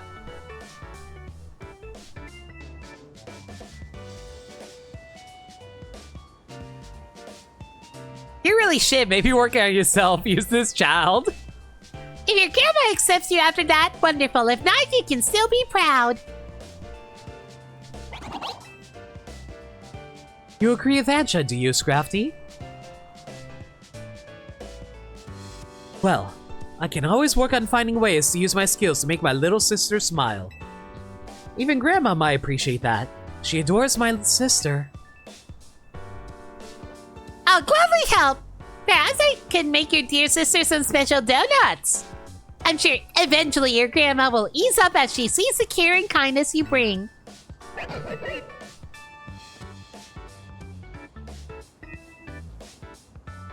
I'll choose to believe in my design skills, and that someday they'll even change my grandma's mind. This is hitting me a little close to home, guys. I really want to make my mom proud of me. I really want... God... Why am I crying? Sorry. Yeah, this actually hit me really close to home. God damn it. It would be nice not having to feel so resentful towards her. Battling you brought me some new confidence, Lena. I'm in this photo and I don't like it. It's actually hurting. I'll keep on chasing my dreams, sewing needles in hand, for my sister's sake and for all my friends. God damn it. After everything that happened, I didn't even cry to AZ dying, but freaking a nothing ending for Naveen got me. How did this happen? Thanks, Naveen. And you too, Zach Braff. Oh my goodness, there's a whole lot of side quests that opened up. Okay, well, I think we'll save that for next time. I know we only streamed 3.5 hours, but man, beating Rayquaza is such a nice stopping point, though.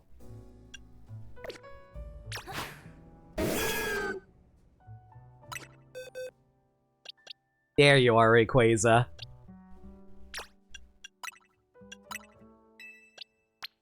$130. The friends are all here. Oh my god, it was level 85. That's terrifying. Mega Rayquaza. A shooting star streaking across the night sky may in fact be Mega Rayquaza, flying gracefully after a meteoroid. I just realized there are 2 other Megas here. What?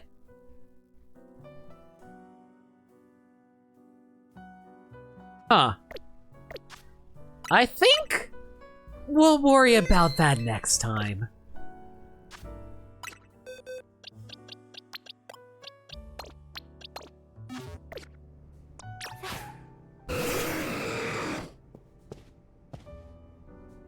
Everyone?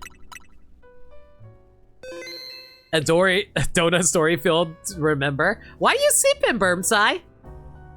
Oh, you're talking about the new Megas. Yeah, we'll worry about that later. Oh my god, this is a funny shot. Just my little head peeking out from the bottom as there's a Rayquaza behind me. That's actually a really funny shot. Yeah, look at that. There's me peeking out from the corner like this.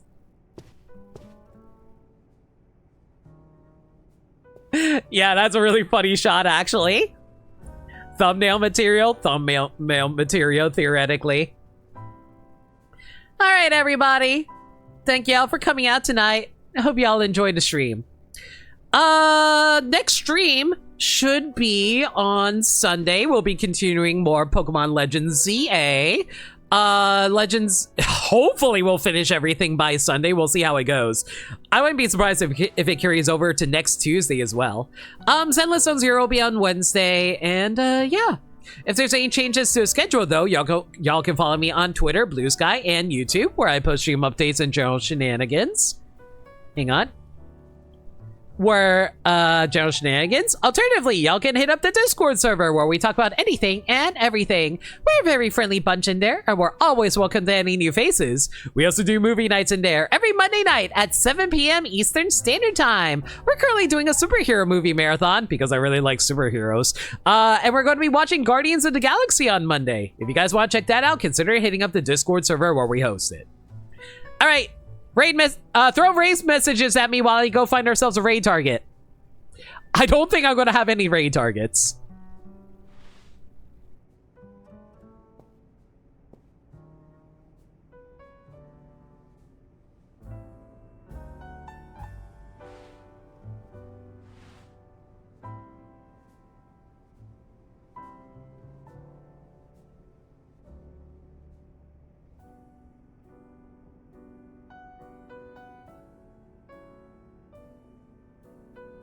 Actually, I do have one target. Hello.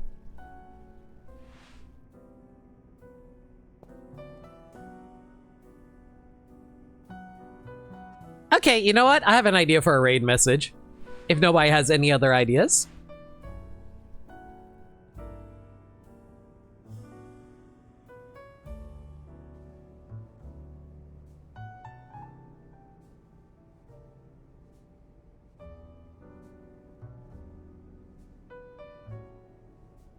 We'll raid with the post game.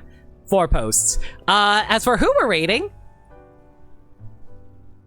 we're gonna be rating Pure, who also makes the Designing 4 series on YouTube. I love their work. I've hung out with them over at Claire's before, and y'all should give them all the love. Love their content. You should go watch their YouTube content if you haven't already. They're currently playing Sly Cooper 3, Honor Among Thieves. I think they're mostly just doing some gameplay stuff right now, but still, go give them all the love. Oh, never mind, they're offline. Mother trucker, never mind, we're not rating them. Fine, we're rating someone else. Whatever, I'm still going to drop a, link to them though.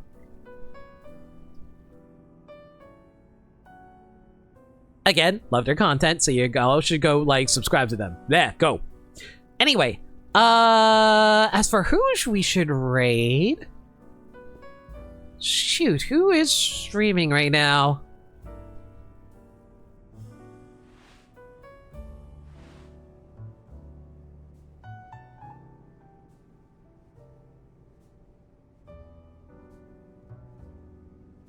Oh, you know who didn't? I haven't rated in forever. Let's go raid CC Moonstar. Yeah, she's currently doing Sonic Cross Worlds Racing. I think the Pac-Man DLC is out, so y'all should go give them all the love.